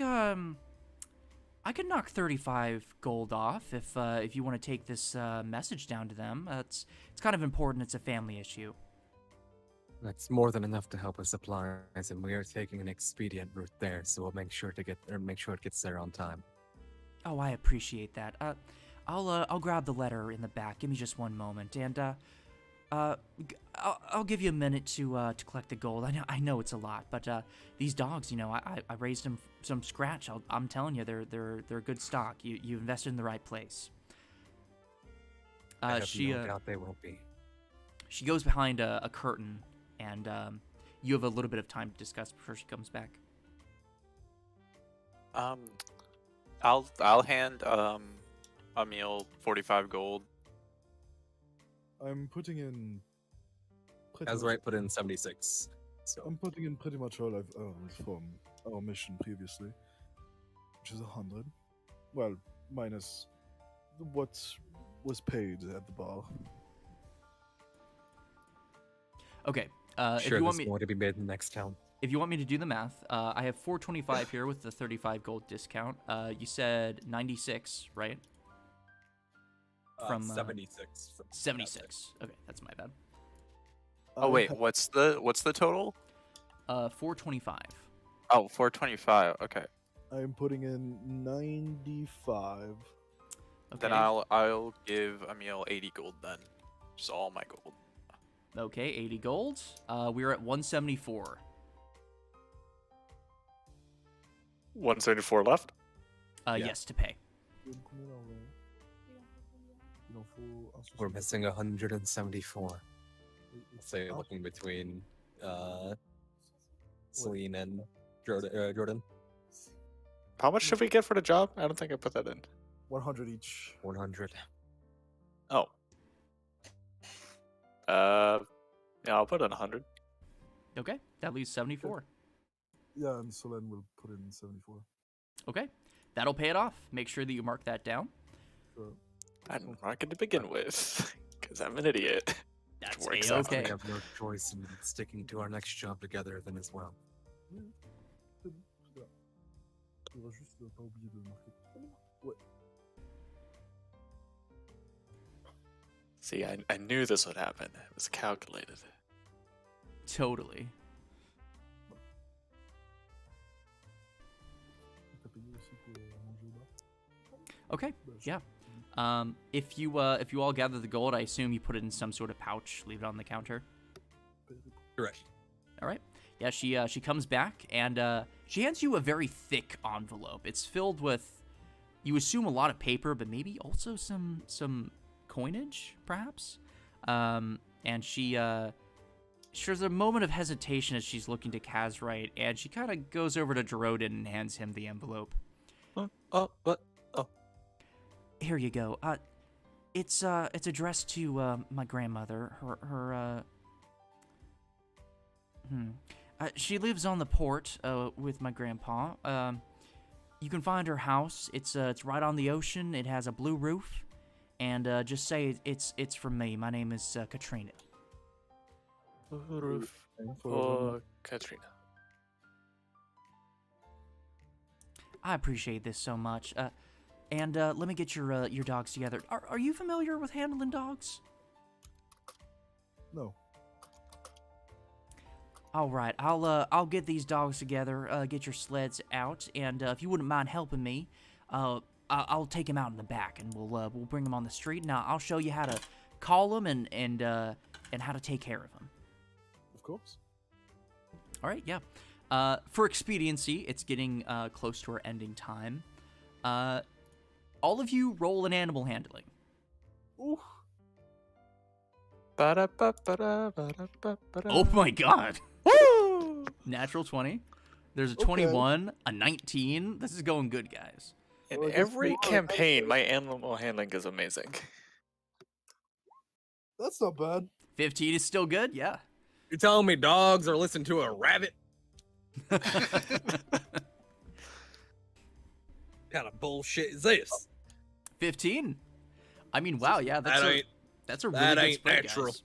That is a really good spread, yeah. I mean, you guys take on to the dogs really well. She wasn't lying. She's trained these dogs for their entire lives. They're extremely friendly, and they come to like you quite a bit. And as she's saddling you up and getting you ready for your journey,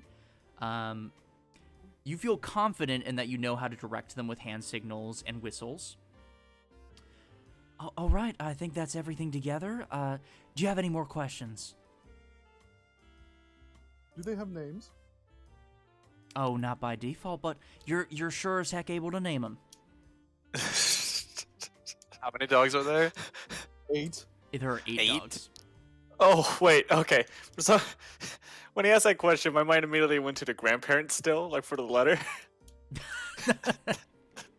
I mean, I did ask that too, but I was ignored for some reason. It seems she does not want to share much more info than the location. That's alright. It was a house on the ocean with blue roof. That's right. Okay. Yeah. With that, are you guys doing anything else in town? I don't think so. We're heading straight out. Is the dog trainer willing to spare us some, just as a parting gift, some collars for the dogs that we can put their names onto? You know what, for flavor, let's just say they have collars, and it would not take much for her to add some tags to them. Yeah, not an issue. We need to leave now. I can carve them in when we have time. It's fine. Okay, yeah, are you guys heading off? Yep. All right, guys. As you saddle up on your dog sleds and get comfy in the sort of toboggan-like seats, that is where we're going to end for today's session. Thank you guys so much for playing. It's been a lot of fun. Next time, we'll see where this envelope takes them. We'll see if they get to the Golden Spire, what that's like, and what this whole Wild Hunter thing is all about. We'll see you next time. Say goodbye, everybody. Bye. Goodbye, everybody.